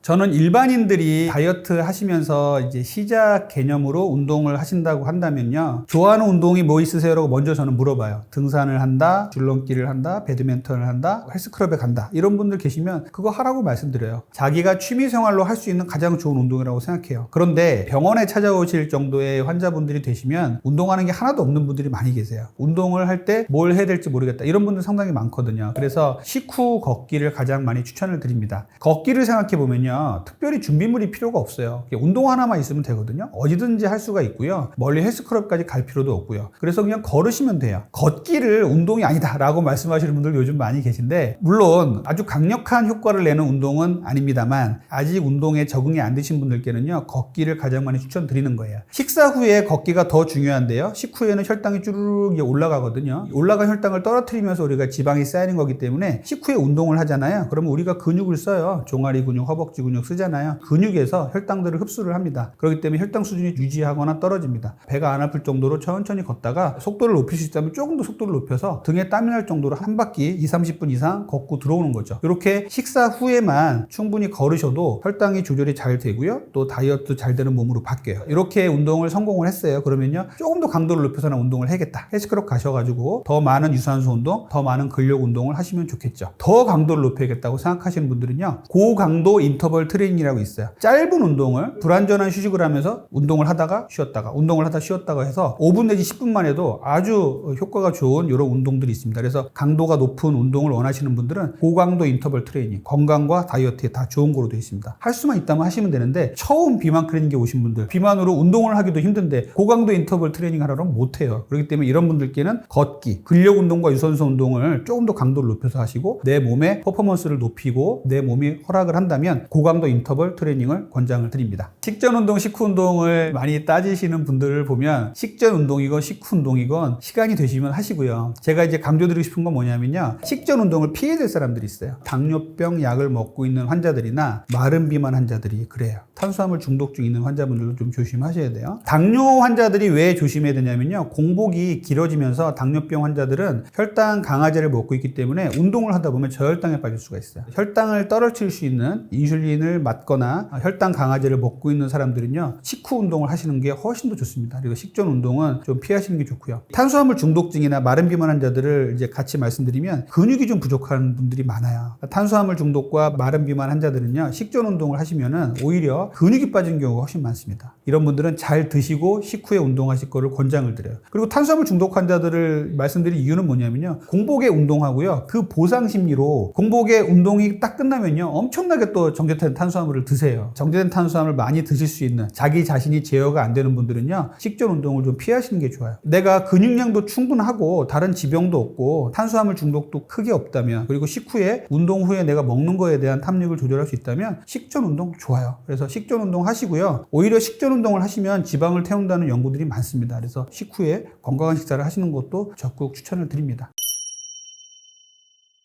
내가 다이어트를 해야겠다라고 생각을 하면 제일 먼저 굶자라고 생각하시는 분 상당히 많으세요. 그런데 정말 굶으시면 다이어트가 잘 되는 게 아니라 다이어트가 거꾸로 안 되는 몸으로 바뀌거든요. 굶으면 우리 몸이 어떻게 되냐면요, 기초대사량을 뚝 떨어뜨립니다. 근육도 빠지게 돼요. 지방이 빠져야 되는데 근육이 빠진 상태, 기초대사량이 저하된 상태가 굶어서 다이어트하는 상태가 된 거죠. 이 다이어트가 끝났다고 생각하고 휴가철이 끝나가지고 또 옛날처럼 먹었단 말이에요. 고스란히 우리 몸에서는요, 굶는 다이어트를 반복하면 반복할수록 지방만 계속 늘고 근육은 빠지고 기초대사량은 아주 낮은 상태로 유지가 되게 돼요. 요요를 부르는 가장 나쁜 습관입니다. 그래서 굶는 다이어트는 요요의 가장 큰 원인이다 라고 저는 말씀을 드려요. 우리 몸이 점점 더 지방을 축적하는 몸으로 되는 거예요. 물론 뭐 젊은 나이에는 피하 지방이 쌓일 수도 있지만 점점 더 이것들이 반복되면 젊은 사람들도 내장 비만이 되기 쉽습니다. 자꾸 굶잖아요. 그러면은 기아에 시달리는 게 반복되는 거예요. 몇 달에 한 번씩 내 몸에 전쟁 상태가 되는 거죠. 그러면 내 몸에 더 깊은 곳에서 쓰다가 지방을 숨겨놨다가 나중에 전쟁이 터지면 또 먹어야겠다라고 생각을 하는 거예요. 꺼내 쓰지 못할 저 깊은 곳에 지방을 쌓아둡니다. 그게 바로 내장 지방이거든요. 고혈압, 당뇨병, 고지혈증, 지방간, 고요산 혈증, 통풍이라고 하죠. 이런 것들이 막 생기기 시작해요. 마른 비만들이 반복되는 것, 굶어서 살 빼시는 것들, 이런 것들은요 결과적으로 요요를 반복하게 만들고 내장 지방을 찌워서 결국은 성인병으로 가게 되는 원인이 될 수가 있습니다.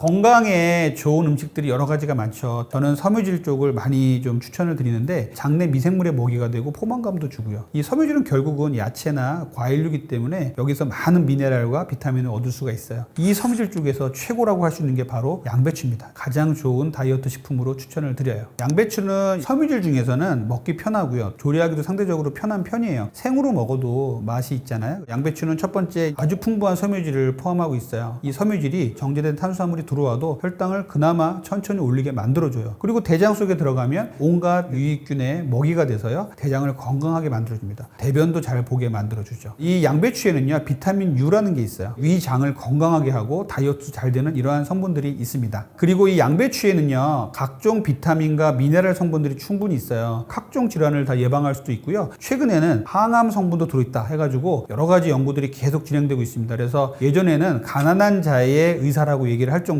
이 양배추는 우리 건강을 지켜주고 다이어트를 잘 되게 하는 좋은 식품입니다. 생으로 먹는 게 가장 좋아요. 양배추를 푹 삶게 되면요 그 안에 들어있는 아주 좋은 성분들이 많이 파괴된다고 돼 있기 때문에 생으로 먹거나 약간만 데쳐서 드시는 게 가장 좋습니다. 양배추를 약간만 데치면 좀 부드러워지잖아요. 거기다가 그릭 요거트라든지 땅콩 버터 같은 것들을 넣어서 같이 드시면 좋겠어요. 한국 사람들은요 짜고 맵게 먹는 민족이죠. 그래서 위장 질환이 상당히 많습니다. 밤새 회식을 하고 밤새 시달렸던 위와 장을요 이런 양배추를 먹음으로써 위와 장을 좀 편하게 할 수가 있어요. 양배추에는 비타민 U라는 성분이 있다고 제가 말씀드렸잖아요. 이 비타민 U는 뭐냐면요 상처 치유의 효과가 있어요. 위 궤양을 치료하는 효과가 있습니다. 위에 들어가면요 위에 보호를 해주는 역할을 해요. 소화도 도와주고요 간 기능도 좋아지게 한다고 되어 있습니다. 양배추로 만든 무슨 영양제 이런 것들이 많이 나오고 있잖아요. 아침에 밤새 시달렸던 우리 현대인들의 위장을 보호하고 또 다이어트도 잘 되게 하고 포만감도 주는 역할을 하는 양배추가 아침에는 그래서 좋다고 말씀을 드립니다. 엄청나게 좋은 양배추를 먹는 데 있어서 딱 한 가지만 주의하셔야 될 게 있어요. 이 양배추가 상당히 좋다고 하니까 최근에 보면은 양배추를 즙으로 만든다, 양배추를 가루로 만들어서 환으로 만든다 이런 제품들이 나오는데 물론 양배추에 있는 좋은 성분들을 섭취하는 건 괜찮은데 야채도요 갈거나 즙으로 만들면요 이 안에 있는 섬유소가 다 파괴돼요. 우리가 야채를 먹는 이유 중에는 비타민과 미네랄 섭취도 있는데 그 중에 중요한 게 섬유질이란 말이에요. 갈거나 즙으로 내서 환으로 만들고 하면요 섬유질이 다 파괴된 상태로 먹게 됩니다. 온전히 양배추의 좋은 효과를 다 누리려면요 양배추에 그대로 그냥 생 양배추나 양배추를 살짝 데쳐서 먹는 이 정도로 드시는 게 가장 좋습니다. 요즘 1인 가족들이 많이 늘어나니까 이걸 어떻게 보관하지 이런 분들 많이 계세요. 안 사시게 되고 자꾸 꺼려지게 된다 이런 분들도 계신데 양배추를 사시면은요 양배추 뒤쪽에 이 꼭지 부분을 잘 제거를 해주셔야 돼요. 이 꼭지 부분이 남아있으면 양배추의 보관 기간이 짧아진다고 합니다. 키친타올 같은 거에다가 깨끗한 물을 묻혀가지고 꼭지 부분에 다시 덮어준 다음에 랩 같은 데 싸셔가지고 냉장실에 넣어주시면은요 보관 기간이 상당히 많이 늘어납니다. 거의 한 달까지는 보관이 가능하다고 하니까 조금씩 나눠서 드실 분들은 이렇게 보관하시면 좋아요. 그런데 제일 좋은 것은요 신선한 상태로 드시는 게 좋은 거니까 이렇게 보관을 해 놓으셨다고 하더라도 한 달까지 너무 기다리지 마시고 바로바로 자주 드시면 좋겠습니다.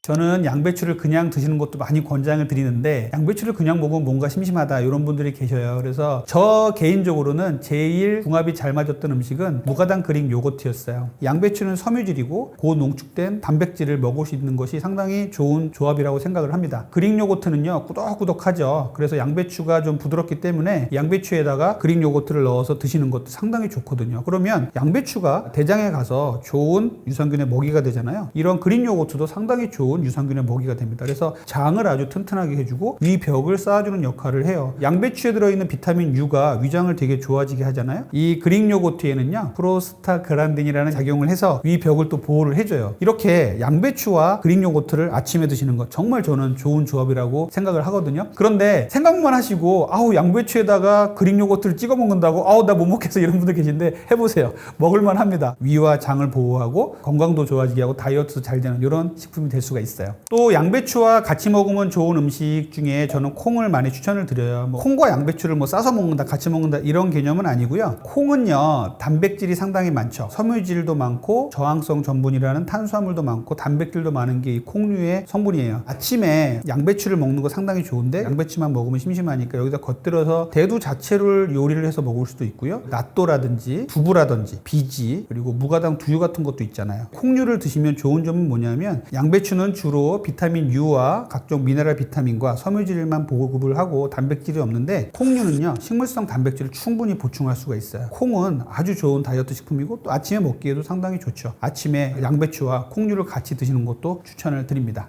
양배추는요, 찌거나 하면은 이렇게 넓잖아요. 이제 그 안에다가 많은 것들을 싸서 먹을 수가 있잖아요. 계란을 싸서 드셔도 되고요. 닭가슴살을 싸서 드셔도 됩니다. 수육 같은 걸 싸서 되죠. 또 하나는요, 땅콩 버터예요. 식물성이지만 아주 고단위 단백질이 많이 들어있죠. 불포화 지방산이 많이 들어있단 말이에요. 이렇게 되면은 아주 좋은 식사가 될 수 있습니다. 그런데 이렇게 다 먹고 나서 마지막에 콘프레이크를 먹는다든지 식빵을 바삭하게 구워가지고 거기다 잼을 발라서 먹는다든지 이런 거 정말 안 좋거든요. 예를 들어서 양배추를 상당히 좋다고 하니까 잼을 발라서 드시는 분도 계시고요. 안 좋은 정제된 탄수화물을 넣어서 싸서 드시는 분도 계세요. 이런 거는 정말 추천드리지 않거든요. 아침에는요, 양배추, 그릭 요거트, 콩류 같이 단백질도 풍부하고 섬유질도 풍부한 위장을 보호할 수 있는 이런 음식들을 드실 거를 권장을 드려요. 여기에 정제된 탄수화물이 들어가는 거는 별로 좋지 않습니다. 아침에는 빵, 떡, 면, 과자, 액상과당 같은 거를 양배추와 같이 드시는 것은 추천하지 않습니다. 현대인들은요, 목 넘김이 쉬운 음식들을 많이 좋아해요. 후루룩 먹고 나가는 거 상당히 좋아하잖아요. 실제로 목 넘김이 쉬운 음식들을 보면요, 대부분 혈당 수준을 빨리 올리게 되고 또 건강에도 안 좋은 거로 돼 있어요. 단백질이나 섬유질을 가는 건 문제가 되지 않아요. 콩을 간다든지 정제된 탄수화물류를 갈아서 자꾸 먹는 이런 습관들을 들이는 거 정말 안 좋아요. 죽이라든지 미숫가루라든지 이런 것들도 유동식이거든요. 이런 것들은 우리 몸에 들어오면 엄청나게 흡수 속도를 빠르게 하기 때문에 목 넘김이 쉬운 이런 음식들 말고 양배추와 그릭 요거트 이런 것들을 꼭꼭 씹어서 드실 것을 권장을 드립니다. 중년, 노년을 거치면서 근육량이 점점점 줄어들어요. 그리고 뱃살은 점점 나오게 되죠. 우리가 흔히 나이살이라고 하는데 나이살이라고 하는 것은 전문 용어는 아니지만 흔히 겪기 때문에 이렇게 쓰고 있는 말이죠. 결국 우리가 나이가 들면서 살이 찌는 이유는요, 첫 번째는 기초대사량이 떨어져요. 우리가 중년, 노년이 되면서 자꾸 활동력이 떨어지니까 주변에서는 게을러지시는 거 아니야 라고 얘기를 할 수 있는데 절대 그거 아니에요. 젊었을 때는 기초대사량이 높아서 뛰어다니고 운동을 하고 활동력이 강한 사람이었지만 나이가 들수록 에너지를 저장하려는 몸으로 발전을 합니다. 에너지를 조금 더 갖고 있으려고 하고 그러다 보니까 에너지를 태울 여력이 떨어지고 이게 가장 큰 문제고요. 두 번째는 근력이 부족해져요. 20대를 정점으로 해서 점점점 근육이 줄어듭니다. 그러다 보니까 팔다리 쪽에 근육은 약해지고 복부만 나오는 이런 거미형 체형, 올챙이형 체형이 되는 거예요. 이 근육이 부족해지는 것은 에너지를 태울 여력이 없어지는 것입니다. 기초대사량의 저하와 근육의 부족은 항상 연관이 돼 있어요. 그리고 중년, 노년에 나이살이 찌는 이유는요, 성호르몬의 저하예요. 남성을 남성답게, 여성을 여성답게 만들어주는 성호르몬이 떨어지는 것이 또 비만의 원인이에요. 여성들은 젊었을 때 허리가 잘록하고 엉덩이가 크고 이런 체형이었는데 이제는 엉덩이하고 허리하고 같아지죠. 여성 호르몬이 떨어져서 그런 거거든요. 남자들은 남성 호르몬이 이게 근육을 이루어주는 원천인데 이 가랑비에 옷 젖듯이 남성 호르몬이 천천히 떨어지다 보니까 근육을 줄여서 근력을 약화시키고 이 내장 비만을 증가하게 하는 주요한 원인이 될 수가 있습니다. 우리나라 사람들이 단백질에 대한 관심이 최근에 확 늘었어요. 어떤 분들은 너무 또 과다하게 드세요. 그리고 또 이 과다하게 먹는 걸 음식이 아닌 약물이나 보충제 쪽으로 드시다가 간이나 신장 쪽에 문제가 생기는 분도 계세요. 일반적인 사람들로 봤을 때는요, 단백질의 부족이 아직도 심각합니다. 그래서 음식을 통해서 양질의 단백질을 많이 좀 드셔야 돼요. 특히 중년, 노년으로 갈수록 단백질 섭취를 늘려주셔야 돼요. 우리나라 최근의 연구에 의하면요, 65세 이상의 반 이상이 단백질 섭취가 부족하다라고 돼 있어요. 그래서 성인들의 단백질 섭취량을 얘기를 할 때 킬로그램당 1g의 단백질 섭취를 얘기하는데 중년, 노년이 되면요, 킬로그램당 1.2 내지는 1.5g까지 단백질 섭취를 음식에서 늘려라 라고 얘기하는 학자도 있습니다. 우리 몸에서 단백질이 부족하게 되면요, 탈모가 생기고요, 피부도 칙칙해지고요, 막 거칠어지고요, 그리고 각종 우리 몸의 대사에 장애가 많이 일어나죠. 단백질은요, 호르몬을 만드는 기초예요. 그렇기 때문에 단백질이 부족하면요, 온갖 대사가 안 됩니다. 결국은 여러 가지 질병에 노출 노출될 수가 있어요. 단백질은 근육의 원천인데 근육이 부족해지잖아요. 연세 드신 분들은 근육이 뼈를 잡아주고 있단 말이에요. 근데 근육이 부족해지면요, 가뜩이나 골다공증이 생길 수 있는 연령인데 조금만 넘어져도 크게 골절이 돼서 병실에 오래 누워 있어야 돼요. 그럼 병실에 오래 누워 있으면 또 근육은 또 약해져요. 이렇게 돼서 근육은요, 중년과 노년의 건강을 책임지는 큰 하나의 주춧돌이에요. 그래서 중년 노년에서 근육은 그만큼 중요합니다. 단백질 섭취를 하면 이제 건강에도 좋지만 다이어트에도 상당히 좋아요. 단백질 위주의 식단을 많이 추천을 드리는데, 단백질은 일단 포만감이 훨씬 좋습니다. 아침에 정제 탄수화물을 먹고 나간 그룹과 아침에 계란 등 단백질을 먹고 나간 그룹의 점심과 간식 이런 것들을 조사한 연구들을 보면요, 아침에 정제 탄수화물을 아주 많이 드셨더라도 11시, 12시 되면 또 배고파서 폭식을 하는 걸로 돼 있고, 계란이라든지 단백질을 충분히 먹은 그룹은요, 점심 이후까지도 포만감이 지속이 돼서 이후의 식사를 계획적으로 할 수 있게 되어서 다이어트에 도움이 된다고 돼 있어요. 그래서 첫 번째는 단백질은 포만감이 훨씬 더 커요. 그래서 고기 먹으면 든든하신 겁니다. 또 하나는요, 탄수화물보다 우리 몸에서 단백질을 소화시키는데 에너지를 훨씬 많이 씁니다. 몸에서는 더 많은 에너지 소비가 필요하니까 더 많은 일을 하게 되는 거죠. 다이어트에 더 많은 도움이 되고요, 기초대사량도 올린다고 돼 있어요. 그리고 또 주목할 부분은요, 단백질을 우리가 먹었을 때 인크레틴이라는 호르몬이 나와요. 혈당을 천천히 올려주고 다이어트에 좋은 역할들을 합니다. 단백질을 먹었을 때 우리 몸에서는 이렇게 건강에도 도움을 주지만 다이어트에도 상당히 좋은 역할들을 합니다. 노년에 도움이 되는 최고의 단백질 식품 3가지만 추천해라 그러면 저는 계란이에요. 계란은 비타민C와 섬유질만 없는 정말 모든 영양소가 다 들어있는 완전 식품이다. 계란을 드시면요, 단백질이 아주 많죠. 그래서 단백질의 보고고요. 또 여기에 눈에도 좋은 성분들이 있고요, 콜린이라고 해서 치매를 예방하는 성분도 있어요. 그래서 노년기에는 더더욱 계란이 중요한 거예요. 우리가 단백질 그러면은 소화도 안 되고 고기 나고 잘 못 먹겠는데 이런 분들이 많이 계신데, 이렇게 노년분들도 단백질의 섭취를 늘리는 데 있어서 계란이 중요해요.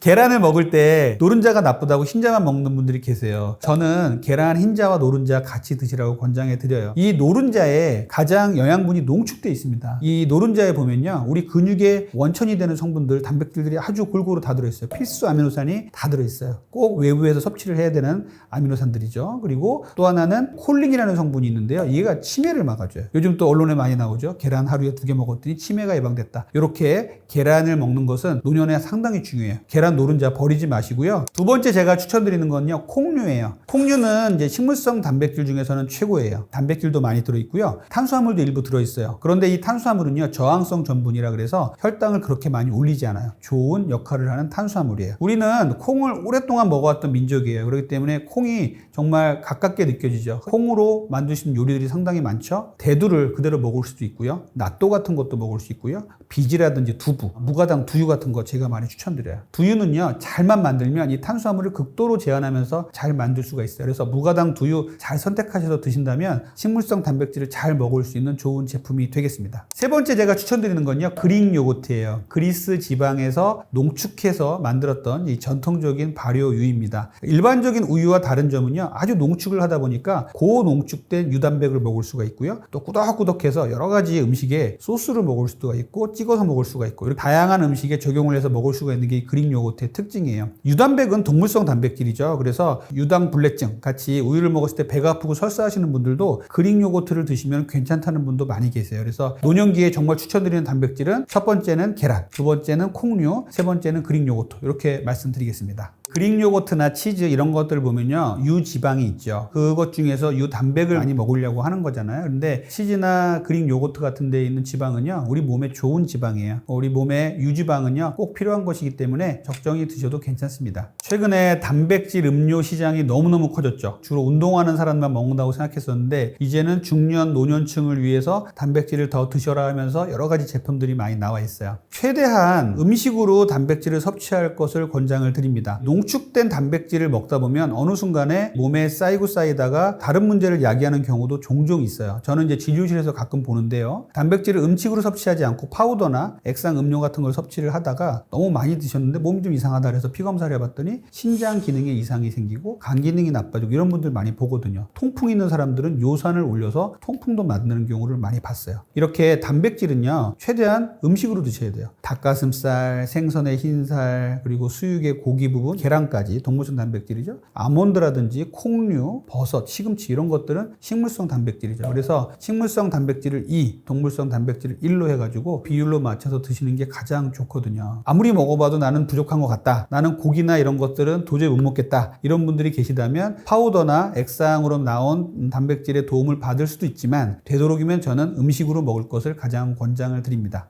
예전에는 젊은 여성들만 그랬는데 요즘에는요 청소년, 젊은 가임기 여성들, 그 다음에 노인분들까지 마른 비만 환자들이 너무너무 많이 늘어났어요. 근육은 부족하고 지방이 너무 많아요. 결국 이것은 운동량도 부족하고 스트레스 많이 받고 단백질 섭취가 좀 부족해서 그렇죠. 단백질을 적게 먹고 정제탄수화물을 많이 먹던 이런 습관들이 이어져 오면서 이런 문제가 생기지 않았나 생각이 듭니다. 그래서 저는 마른 비만 환자분들한테 단백질 섭취를 아주 많이 권장을 드려요. 이 마른 비만의 특징은 뭐냐면요, 겉으로 봤을 때는 그렇게 비만해 보이지 않아요. 그러다 보니까 본인도 무시하고 다른 사람들도 무시하는 거예요. 실제적으로 체해 성분 검사를 해보면 근육이 너무 적고 지방이 많은 것이죠. 이런 분들은요 어렸을 때부터 단백질 섭취가 부족했던 분이기 때문에 단백질 섭취를 한 번에 확 늘려라라고 얘기하면 못하세요. 그래서 천천히 계란부터 시작해서 닭가슴살부터 시작해서 천천히 수육까지 천천히 조금씩 늘려가시라고 말씀을 많이 드립니다.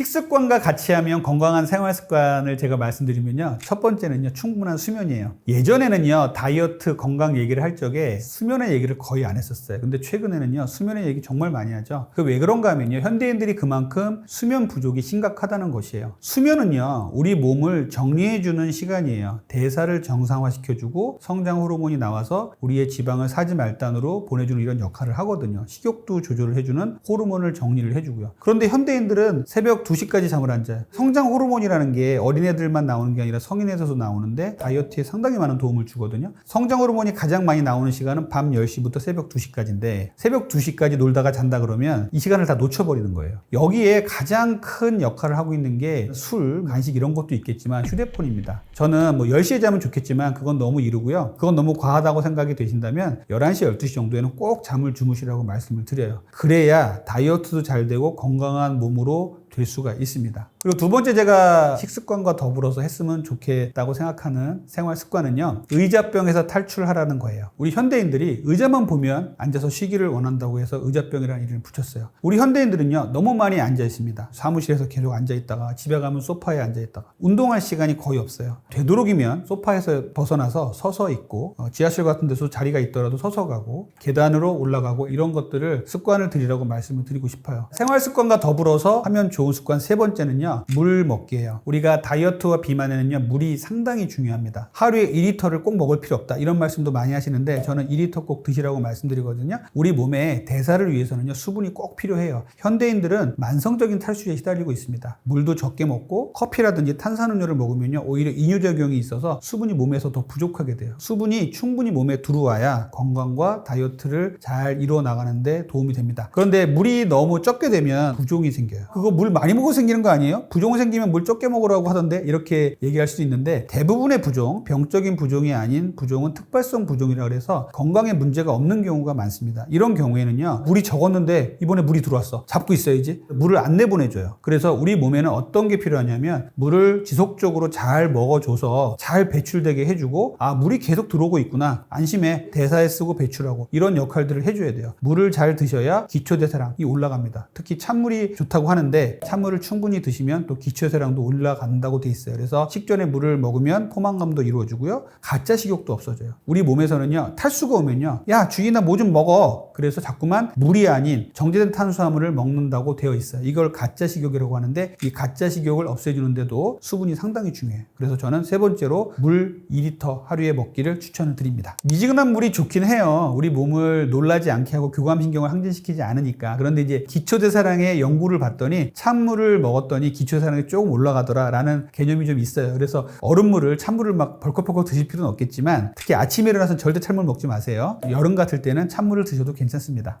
어떤 영양소는 자기 건강을 나쁘게 할 수도 있습니다. 그렇기 때문에 여러 가지 영양제들이 너무 많이 나오다 보니까 자기가 먹는 혈압약, 당뇨약은 요만큼인데 건강기능식품으로 영양제를 먹는 게 한 움큼씩 먹는 분들이 많이 계신데 이러한 영양제들이 각종 상호작용을 일으키는 경우도 간혹 있어요. 그래서 영양제를 드실 때는 혼자 판단해서 여러 가지 같이 막 드시지 마시고 영양제 상호작용 그리고 내가 먹는 음식 간의 상호작용을 꼭 생각을 하셔서 꼭 필요한 영양제를 주치의와 상의해서 드셨으면 좋겠습니다. 최근 중년 노년에 있어서 비만이 가속화되고요. 노화도 빨라지고 그리고 각종 질병에 시달리고 있다는 통계들이 계속 나오고 있어요. 이렇게 중년 노년이 되면 건강이 상당히 중요한데 그중에 단백질 섭취 상당히 중요합니다. 먹는 음식으로 단백질을 충분히 드시고 운동을 했을 때 그 먹은 음식이 내 근육을 유지해준다, 내 근육을 늘려준다 이렇게 생각하셨으면 좋겠고요. 유산소 운동, 무산소 운동을 충분히 해주셨으면 좋겠습니다. 예전 조상님들의 개념으로 비만은 뚱뚱하신 분이나 이런 분들은 건강하다고 생각했죠. 근데 이제는 비만은 질병입니다. 그리고 만성질환이에요. 비만은 결국은 이제 내장지방을 더 크게 만들게 되고요. 이 내장지방이 쌓이면 이 지방에서 분비되는 온갖 나쁜 물질들이 혈관을 타고 다니면서 온갖 질병을 일으킵니다. 고혈압, 당뇨병, 고지혈증, 지방간, 통풍, 그리고 관절염, 암까지 일으키기 때문에 이 비만은 현대인들에게 있어서는 가장 큰 질병의 원인이자 또 질병 그 자체입니다. 비만 클리닉의 환자들이 점점점 안 좋은 모습으로 오세요. 뭐냐 하면 예전에는 주로 제가 비만 환자들을 본 분들이 폐경기 이후의 여성들이었어요. 물론 지금도 그분들이 제일 많지만 폐경기가 되면 정말 가만히 있어도 살이 찝니다. 그렇게 되는데 요즘은요. 젊은 마른 비만 여성 환자들 그리고 젊은 상공사공 남자 환자들 이런 분들이 너무나 많아졌어요. 이런 것들은 결국 우리 세대가 우리 현대의 시대가 비만으로 갈 수밖에 없는 사회 풍토를 계속 주장하고 있고 그것에 따라서 우리가 적극적으로 다이어트를 하고 비만에 대처하는 능력을 많이 갖지 못했기 때문이라고 생각합니다. 비만의 정도도 상당히 심해져서 고도 비만이라고 하죠. 아주 중증의 고도 비만 환자들이 너무 많이 늘어났어요. 요즘에는 정말 저희 비만 클리닉 침대가 버텨낼 수 있을까 할 정도로 좀 체중이 많이 나가시는 분들도 좀 오셨는데 좀 안타깝습니다. 마른 비만과 일반 비만의 차이를 근본적으로 보자면요. 마른 비만은 근육이 부족하고 지방이 많은 상태라고 보시면 되고요. 일반적인 비만은 상대적으로 지방이 많다고 보시면 돼요. 정상 근육량을 갖고 있는데 지방이 많아서 비만이 되신 분들 이런 분들은 다이어트도 쉽고요. 건강을 그렇게 해칠 가능성은 많지 않습니다. 그런데 마른 비만 환자들 20, 30대 젊은 여성분들한테 상당히 많은데 근육이 너무 적어요. 그리고 지방이 너무 많아요. 또 이 지방이 젊은 나이에도 불구하고 내장 지방으로 막 와 있어요. 젊은 여성들은요. 폐경기 전까지 내장 비만이 잘 안 쌓이는데 내장 비만이 많아요. 그러면 어떻게 되냐면요. 내장 비만이 폐경기 이전에는 잘 안 쌓였던 이유는 뭐냐면요. 여성의 복부 안에는 아이가 들어와야 되니까 거기다 지방을 안 쌓은 거예요. 그리고 거기다 안 쌓게 하고 팔이나 가슴, 엉덩이, 허벅지 쪽에 이제 쌓이게 한 거죠. 임신과 출산, 수유를 위해서. 그런데 여기다 이제 쌓이다 보니까 더 이상 쌀 데가 없어서 내장 비만까지 쌓이면요. 이제는 불임의 원인이 되기도 해요. 생리도 불규칙해지고 다낭성 난소증도 생기고 불임의 원인이 되기 때문에 이렇게 마른 비만은요. 일반적인 비만과는 정말 근본적으로 다릅니다. 잘못된 생활 습관, 운동 습관, 식습관으로 생긴 질환이고요. 그리고 이것이 계속될 때 각종 성인병의 위험, 거기다가 이제 근골격계가 약해지면서 넘어지면 골절되는 골다공증 이런 것들로 이제 발전할 가능성이 높은 것이죠. 일반인이 아니라 다이어트를 꼭 해야 되는 비만 환자에게 10% 감량이라는 것을 저는 상당히 강조를 해요. 왜냐하면 90kg 환자가 왔는데 우리 빨리 빼가지고 한 50kg까지 갑시다 하면은 환자분들 포기해버려요. 이거는 정말 너무나 먼 목표라고 생각하기 때문에 자 목표는 50kg지만 처음에 우리 두세 달 동안은 체중의 10%를 뺍시다. 90kg면은 9kg 빼는 거거든요. 이 정도는 환자들이 할 수 있다고 생각을 하시고 그리고 많은 연구와 논문에서 체중의 10kg를 뺐더니 각종 질환들 고혈압, 당뇨, 고지혈증, 지방간의 전 단계에 있던 사람들이 정상화됐고 또 이런 환자들도 완화가 됐고 그리고 관절염이 있던 사람들도 관절염이 좋아지더라 라는 연구들이 상당히 많습니다. 그렇기 때문에 자기 체중의 10%가 상당히 중요하고요. 지금 내가 다이어트를 꼭 해야겠다고 생각하시는 분들도 내 체중이 70kg야. 그러면은 7kg를 빼야겠어. 이것을 3 내지 6개월 동안 나는 성공을 하겠어. 라고 계획을 세우시면 좋겠어요. 현대인들의 다이어트는요, 과거의 다이어트와는 분명히 달라야 돼요. 왜냐하면요, 예전에는요, 적게 먹고 운동하면 빠졌어요. 근데 요즘은 적게 먹고 운동하면 100점 100패예요. 그거는 마른 비만으로 가는 지름길이에요. 왜 그러냐면요, 현대에는요, 제일 문제가 되는 것이 스마트폰이 생겼잖아요. 스마트폰으로 음식도 시켜 먹고, 그리고 스마트폰 보냐고 잠도 못 자고, 여러 가지 일들을 하면서 스마트폰이 우리의 환경에 엄청나게 많은 영향을 미쳤습니다. 그리고 또 밤에는 야경, 그리고 밤문화, 이런 것들이 불빛이 번쩍번쩍하기 때문에 잠을 또 못 이뤄요. 그리고 여러 가지 일들이 재택근무 재택근무도 많아지고 하면서 밤늦게까지 일하고 낮에 건 자고 그냥 아무 때나 먹고 아무 때나 자는 습관들이 길들여져 버렸어요. 이게 현대인들이기 때문에 그러한 잘못된 생활 습관을 바로잡는데 제일 중요한 것이 1번이 간헐적 단식이에요. 간헐적 단식은요, 크게 두 가지 노벨상을 받은 이론을 근간으로 하고 있습니다. 무엇이냐면요, 하나는요 오토파지라는 자가포식이라는 개념이고요, 하나는요 생체시계라는 개념이에요. 오토파지는 뭐냐면요, 우리 몸이 기아에 시달리고 배가 고프니까 젊은 세포가 늙은 세포를 잡아먹더라, 세포가 스스로 청소하더라 라는 개념이에요. 그리고 생체시계라는 개념은요, 낮에는 먹고 밤에는 자야 되는데 우리 현대인들은 그게 깨졌기 때문에 비만이 되고 여러 가지 질병이 생기는 건데, 낮에는 먹고 운동하고 밤에는 먹는 것을 멈추고 자자, 이것을 맞추자는 거예요. 밤에 꼼꼼한데 먹으면은 우리 몸의 생체시계가 엉망이 된다는 것이죠. 그래서 이 두 가지 이론이 노벨상을 받았는데 이것을 같이 만든 것이 바로 간헐적 단식입니다. 그래서 단식의 효과 중에 좋은 효과가 많이 있는데 현대인들이 이렇게 단식을 계속 며칠 할 수 없으니까 간헐적으로 해서 만들자, 단식을 모방한 다이어트 방법을 만들자 해서 나온 것이 FMD, 단식 모방 다이어트입니다. 그래서 간헐적 단식은요, 현대인의 생활 습관을 올바로 바로잡고 우리의 여러 가지 교란된 호르몬과 생활 습관을 바로잡는 아주 중요한 다이어트 방법이라고 하겠어요. 저는 다이어트 클리닉에서 간헐적 단식을 모든 환자들에게 권해요. 환자분이 잠자는 시간, 일어나는 시간, 첫 끼 식사하는 시간, 마지막 식사하는 시간을 다 정리를 해서 그분들이 간헐적 단식을 이렇게 하시라고 조언을 해주고 간헐적 단식 시간을 늘리라고 말씀을 드리거든요. 이렇게 하신 분들은 얼마 지나지 않아서 이런 습관을 잘만 가져간다면 엉망이 되었던 대사가 정상으로 돌아오고요, 인슐린에 대한 민감도도 정상으로 돌아오고, 그래서 성인병도 예방이 되고 건강도 되찾고 체중도 빠지는 좋은 효과를 많이 보고 있어요. 간헐적 단식은요, 꼭 이렇게 해야 된다는 규칙이 없어요. 자기 습관에 맞게 하시면 돼요. 그래서 아침에 일찍 일어나는 종달성 인간이다 그러면 아침 드시고요, 저녁을 좀 일찍 마무리하고 밤 사이에 굶으시면 되겠죠. 그런데 내가 밤에 일하는 부엉이형 인간이다 그러면 밤에 늦게까지 드시고 아침을 굶으면 되겠죠. 이렇게 해서 간헐적 단식을 하시면 되는데, 주로 어두워지는 시간에 공복을 지켜서 잠자는 시간을 이용해서 공복을 지키는 게 가장 효과가 좋다고 돼 있어요. 그래서 밤에는 되도록이면 먹는 것을 멈추고 자자, 그리고 낮에는 해가 뜨면 움직이고 먹자라는 걸 꼭 지켜주시고요. 또 하나 중요한 건요, 공복 시간이 오래돼서 첫 끼를 먹는 그 시간에 음식을 정말 조심하셔야 됩니다. 우리가 간헐적 단식을 하실 때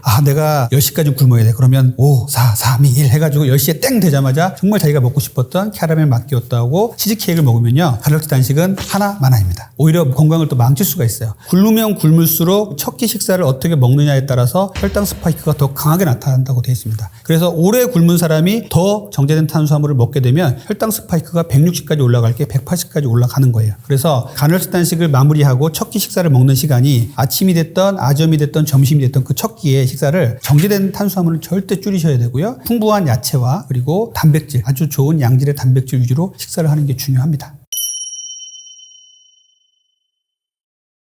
중요한 다이어트에서 끊어야 될 게 당 독소예요. 당 독소는요, 당과 아미노산, 당과 지방이 만나서 만드는 최종 당화산물이라고 해요. 그래서 보통의 영양소들은 우리 몸에서 흡수되고 여기저기 쓰다가 최종 분해되고 잘게 썰려서 마지막에 소변이나 대변으로 나갑니다. 그런데 이 최종 당화산물들은 나가지 못하고 몸에 독소로 작용하면서 여기저기 달라붙어요. 그게 피부, 눈, 간, 여러 가지 장기, 뇌까지도 달라붙어서 우리 몸의 기능을 떨어뜨리고 상실하게 만듭니다. 그래서 당독소 뭐예요? 당독소 관심 없어요 하시는 중년 여성분들한테 제가 당독소는 피부 노화와 주름의 원인입니다 그러면 아주 관심을 많이 가지세요. 당독소는요, 노화와 비만의 원인이에요. 왜냐하면 이런 독소들이 쌓이면 쌓일수록 우리 몸의 콜라겐도 제 역할을 잃기 때문에 탄력을 잃어버려요. 그래서 당독소가 많은 음식을 줄이셔야 되는데, 당독소가 많은 음식은요, 대표적으로 굽고 튀기고 볶은 음식에 많습니다. 당이 들어가고 아미노산이 들어간 이런 것들을 굽고 튀기는 게 제일 나빠요. 그 제일 나쁜 거는 직화구이겠죠. 그리고 바삭하게 구워서 먹는 감자라든지 치킨이라든지 이런 것도 상당히 안 좋습니다. 그래서 물 없이 바삭하게 튀기는 이런 과정에서 당독소가 상당히 많이 생겨요. 또 하나는 담금이나 청 같은 데도 당독소가 많습니다.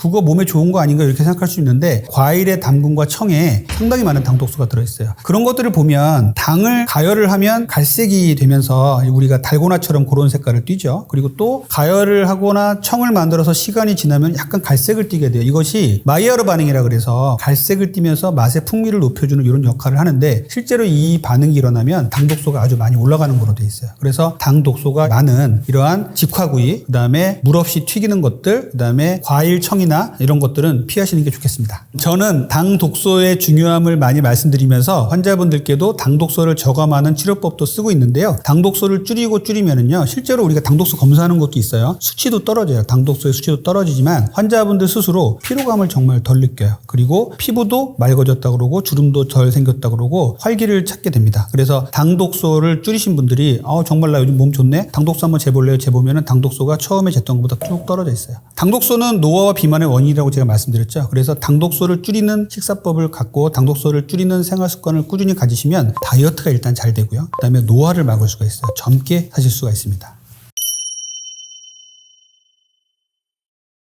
첫 번째는 야채죠. 칼로리도 적고 섬유질도 많고 각종 미네랄과 비타민을 보급할 수 있기 때문에 야채를 충분히 드시는 걸 항상 추천드리고요. 두 번째는 양질의 단백질이에요. 양질의 단백질은 우리 몸의 포만감도 유지시켜주고 우리 몸의 호르몬이라든지 근육이라든지 이런 걸 유지시켜주는 근본이 되기 때문에 중요하고요. 기초대사량도 올려줍니다. 그래서 양질의 단백질은 일단 계란이 있겠고요. 두 번째 콩류가 있는데 낫또라든지 무가당 두유, 두부 이런 것들이 있고요. 그리고 세 번째는 유제품에서 유래한 단백질인데요. 이것들은 무가당 그릭 요거트 그리고 천연 치즈 같은 게 있고요. 또 하나는 땅콩 버터라 그래서 땅콩을 버터처럼 만든 건데 무가당 땅콩 버터는 상당히 좋은 단백질과 지방의 보급원이면서 포만감도 주기 때문에 이렇게 좋은 단백질을 챙겨 드시는 게 중요하겠습니다. 샤브샤브 상당히 좋습니다. 저는 샤브샤브 정말 추천드리는데요. 좋은 이유 중에 첫 번째는 100도씨 물에서 끓잖아요. 그러다 보니까 우리가 오래 천천히 끓여서 먹는 게 제일 좋아요. 우리가 음식을 만들 때 100도 이상 안 올라가잖아요. 그런데 에어프라이라든지 오븐이라든지 이런 데서는 엄청나게 온도가 올라가기 때문에 갑작스럽게 온도가 올라가서 음식을 조리하게 되면 당독소가 엄청나게 올라갑니다. 그런데 샤브샤브는 끓어봤자 100도예요. 그것도 거기다가 야채 많이 먹죠. 단백질 삶아서 먹죠. 하다 보니까 샤브샤브는 상당히 좋은 제가 추천드리는 다이어트 음식이에요. 현대인들의 다이어트에서 가장 나쁜 생활 습관은 아무 때나 먹는 거예요. 밤에도 먹고 낮에도 먹고 밤에 깨서도 먹고 이런 분들 많아요. 그런데 이렇게 먹게 되면요 우리 몸에서 인슐린이 아무 때나 나와요. 그러면 아무 때나 인슐린이 나와서 지방을 축적하는 기전이 발전되고요. 우리 몸의 장기 중에서 쓰면 쓸수록 발전되는 장기들이 많은데 우리 췌장은요 쓰면 쓸수록 고갈되는 장기예요. 그리고 서양 사람들에 비해서 우리 동양 사람, 특히 한국 사람은 췌장이 작아요. 그래서 혈당을 아무 때나 마구마구 나오게 하는 생활 습관이 제일 안 좋습니다. 그래서 아무 때나 먹는 습관은 정말 버리셔야 되고요. 그러기 위해서는 적정하게 규칙적으로 내가 음식을 먹고 그 나머지 시간을 쉰다. 이런 습관을 가져주셔야 돼요. 그리고 수면 습관이에요. 현대인들 다이어트에서 다이어트 할 때 하라고 하는 순위가 좀 달라졌어요. 이제는 운동보다 수면을 더 많이 따지는 분들도 상당히 많습니다. 그래서 현대인들이 수면 장애가 너무너무 심해요. 그래서 이것의 근본적인 원인은 인공 발광 조명이에요. 휴대폰이나 태블릿 PC, TV 같이 인공적으로 스스로 빛을 발산하는 것들을 계속 보고 있으면 우리 뇌는 낮으로 인식한단 말이에요. 그러면 누워있어도 잠이 안 오고 잠을 잔다고 하더라도 수면의 질이 떨어집니다. 그래서 밤에는 휴대폰 멀리 하시고 조용하게 해놓고 암막 커튼 치시고 깜깜하게 주무시는 게 제일 중요한데 현대인들은 이 잠자는 습관을 잘못 들이기 때문에 잠을 자면 밤 10시부터 새벽 2시까지 성장 호르몬이 나와서 우리 몸을 보수를 해주고 그다음에 다이어트도 잘 되게 지방세포를 정리를 해주는데 이 시간을 날려버리는 겁니다. 그래서 잠자는 시간을 제때 잘 지키고 그래야 우리 몸이 건강해지고 다이어트도 잘 됩니다. 빨리 먹으면 혈당이 빨리 올라가요. 그렇기 때문에 비만을 유발할 수밖에 없고요. 혈중 농도를 올리기 때문에 인슐린도 그만큼 세게 나오게 합니다. 그래서 다이어트를 망치게 하는 원인이 되는 것이죠. 그리고 포만감을 못 느껴요. 우리 뇌는 음식이 들어온 뒤에 20분 정도 후에 포만감을 느끼기 시작하는데 15분 정도에 밥을 다 먹어버렸어요. 그러면 포만감을 느끼기 전에 벌써 음식이 사라져버린 거죠. 그러면 그때 또 우리는 디저트를 먹는 거예요. 그래서 빨리 먹으면 포만감을 못 느낀다. 그래서 다이어트를 더 망칠 수가 있습니다. 일단은 빨리 먹는 게 나쁘다는 생각을 인식을 하셔야 돼요. 그래서 의식적으로 천천히 먹어야겠죠. 그리고 식사 시간만큼은 우리가 좀 보장을 해서 최소한 20분 이상을 천천히 먹겠다라고 생각을 하셔야 되고요. 휴대폰 보면서 다른 거 TV 보면서 먹는 습관 제일 안 좋아요. 그러면 자기가 먹는 습관을 컨트롤할 수가 없고 점점 더 빨라지고 더 많이 먹는 것으로 돼 있어요. 제가 이제 추천드리는 방식 중에는요. 한 숟갈을 입에 넣고요. 숟가락을 내려놓으라고 말씀드려요. 그래서 계속 숟가락을 들고 젓가락을 들고 있으면 계속 먹게 되잖아요. 그래서 한 숟가락을 입에 넣으면 숟가락, 젓가락을 내려놔라. 그렇게 되면은 더 씹는 시간이 많아지고 천천히 먹을 수 있게 된다라고 하고 있고 숟가락보다는 젓가락을 쓰면 또 천천히 먹을 수 있으니까 젓가락으로 이용해서 식사를 해라 이런 분들도 계시죠. 살을 뺄 때 다이어트를 할 때 급하게 체중 감량을 하면요 다시 급하게 찔 수밖에 없어요. 우리 몸은요 항상성이라는 걸 항상 유지를 하고 있기 때문에 우리 몸이 70kg 몸에서 60kg로 다이어트를 한 달 사이에 쭉 뺐다라고 하시면은요 한 달 사이에 정말로 온 노력을 다해서 70kg로 돌아가라는 명령을 머리에서 내립니다. 그렇기 때문에 빨리 빼는 다이어트는요 100점 100패예요. 거기다가 빨리 뺄 때는요 지방이 빠지는 게 아니라 근육과 수분이 빠질 가능성이 훨씬 높습니다. 그래서 천천히 빼야 되는데 자 3개월에 걸쳐서 자기 체중의 10%를 빼기로 했다 그러면 3개월에 걸쳐서 천천히 빼시고 뺀 체중을 6개월을 유지를 하셔야 돼요. 그래야 내 몸에서는 이 체중이 내 체중이다라고 인식을 하게 됩니다. 그래서 잘 뺀 체중을 유지하는 것도 중요하고요. 뺄 때는 천천히 빼셔야 된다는 것도 꼭 중요합니다. 이걸 숫자로 나타내는 건 정말 어려운 일인데요. 우리나라 사람들 식습관 너무 안 좋아요. 너무 안 좋습니다. 저는 50점 이하로 말씀드리겠어요. 왜냐하면 최근에 먹방 같은 게 많이 나오면서 단짠 음식들 이런 것들이 너무 많이 나왔잖아요. 실제로는 뭐 K푸드라고 하면서 물론 뭐 좋은 음식도 많이 있지만 외국인들이 와서 매운 음식들 체험하고 이런 것들을 보면서 저거는 정말 안 좋은데라고 생각을 많이 해요. 우리가 단짠 음식, 자극적인 음식, 매운 음식 이런 것들이 계속적으로 언론에서 재생산되고 우리가 그것들을 먹는 것들이 된다면 상당히 안 좋은 생활 습관이 될 거고요. 또 다이어트에도 안 좋을 거예요. 저도 예전에 정말 다이어트를 공부하지 않았을 때는 아무거나 막 잘 먹었죠. 그런데 다이어트를 공부하면 공부할수록 이런 음식은 정말 먹지 말아야겠다. 의도적으로 피하게 되고 그래서 이제는 아예 옆에 갖다 놔도 안 먹는 이러한 음식들이 좀 생겼어요. 제가 요 4가지 음식을 말씀을 드릴 건데 4가지만 안 먹는 건 아니지만 이 4가지를 중심으로 해서 한번 끊어보시고요. 자제력이 생기신다면 조금 더 나쁜 것들을 끊어가시면 좋겠다는 생각으로 드린 거고 이 4가지 음식은요. 먹으면 먹을수록 더 많이 먹고 싶게 만드는 능력이 있습니다. 강력한 힘이 있어요. 그리고 이 4가지 음식은 다이어트에도 안 좋고 건강에도 안 좋고요. 살을 찌게 만들고 당독소라는 것도 높고 해서 우리 건강에 상당히 안 좋은 음식들입니다. 첫 번째는 시리얼인데요.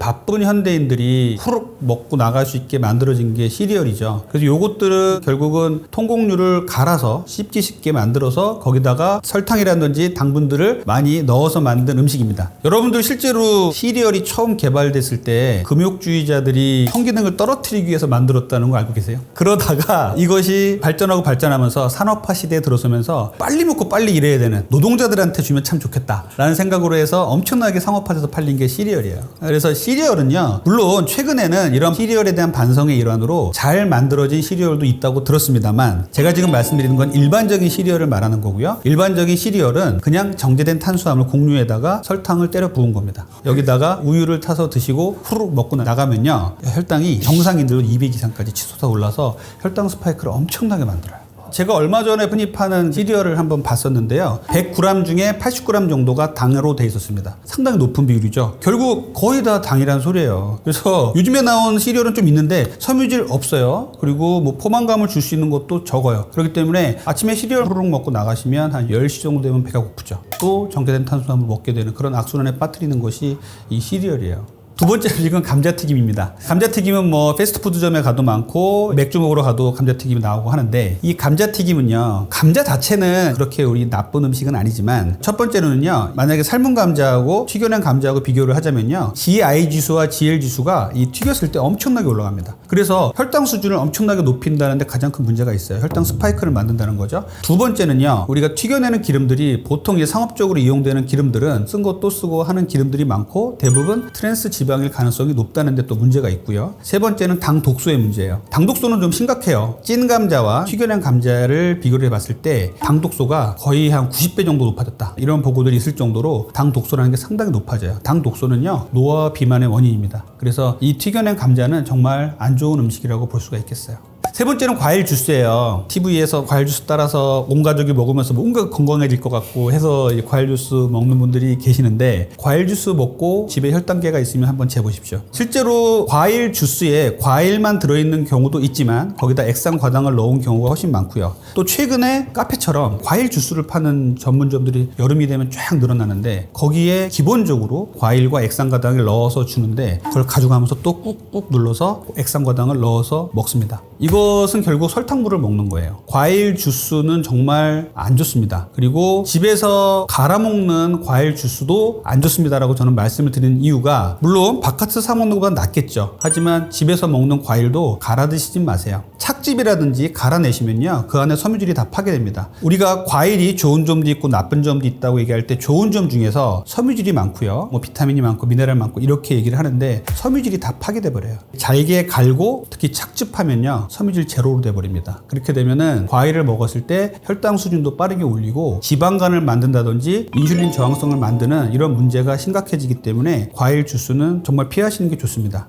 자, 제가 과일에 대한 얘기 좀 말씀드릴게요. 과일에 대한 문제는요, 되게 논란이 많습니다. 그리고 사람들이 먹는 음식에 대한 연구는요, 정말 어려워요. 왜냐하면 내가 하루에 과일을 얼마를 먹게끔 해서 한 달을 연구를 했다고 치자면 이 사람이 중간에 뭘 먹었는지 언제 잤는지 변수가 너무 많단 말이에요. 그래서 음식을 갖고서 연구하는 게 제일 어렵습니다. 거기다 과일은 더 어려워요. 어떤 과일을 어떻게 먹었는지가 되게 중요하거든요. 과일의 장점 분명히 있어요. 천연 항암제다, 천연 미네랄과 비타민의 보고다 상당히 많습니다만 과일을 정상인이 먹는 건 절대 말리지 않습니다. 문제는 대사증후군이 오신 분들, 다이어트 하시려는 분들, 비만하신 분들은 과일을 좀 피하셔야 돼요. 과일은요, 기본적으로 우리 몸에서 대사되는 과정이 일반 탄수화물하고 조금 달라요. 일반 탄수화물들은요, 들어가면 췌장 혈당을 올리고 췌장에서 인슐린이 나와서 이제 떨어뜨리죠. 그런데 과일은요, 우리가 인슐린을 자극하지 않는 거로 돼 있어요. 그래서 혈당을 그렇게 많이 올리지 않습니다. 과일을 먹으면요, 바로 간으로 가요. 그래서 간에 가서 대사가 돼서 중성지방으로 모여 있다가 또 쓸 때 되면 쓰죠. 적정히만 먹으면 상관없는데 여기에 대사에 문제가 생기거나 지방간이 있는 분들, 고지혈증 있는 분들이 과일을 너무 많이 먹었을 때는 지방간을 일으킬 수 있다는 것, 고지혈증을 일으킬 수 있다는 것, 현재 인슐린을 자극하진 않지만 장기적으로 먹었을 때는 인슐린 저항성을 일으켜서 당뇨로 갈 수 있는 계기를 마련한다는 것이 제일 나쁜 거예요. 그래서 과일을 정상인이 먹는 건 말리지 않지만 우리가 대사질환이 있거나 비만하거나 이런 분들이 과일을 너무 많이 드시는 거는 피하라고 말씀드리고요. 당도가 높은 과일일수록 더 안 좋습니다. 그리고 현대의 과일들은 이 당도가 너무 많이 높아졌어요. 그래서 이 당도가 점점점 높아질수록 우리 몸에 끼치는 해악들은 점점점 높아집니다. 우리는 점점 더 단맛의 과일들을 좋아하고요. 상업적으로는 점점점 단맛의 과일들을 어떻게 만들까 고민을 하게 돼 있기 때문에 소비자들은 점점점 달고 맛있는 과일을 먹다가 비만이 되고 고지혈증이 되고 지방간이 온다면 안 되겠죠. 그래서 다이어트를 하시거나 비만이거나 대사질환이 있는 분들은 과일을 조심하셔라라고 말씀드립니다. 일단은 당도가 높은 과일들은 여러분들이 먹어보면 다 알아요. 먹어서 달달하고 느끼는 과일들은 대부분 당도가 높은 거고요. 과일을 먹을 때 추천되는 과일들은요, 첫 번째 단맛보다는요, 신맛이나 씁쓸한 맛의 과일이 좋고요. 물렁물렁한 과일보다는 단단한 과일이 좋습니다. 그리고 갈거나 즙을 내거나 말린 과일은 피하십시오.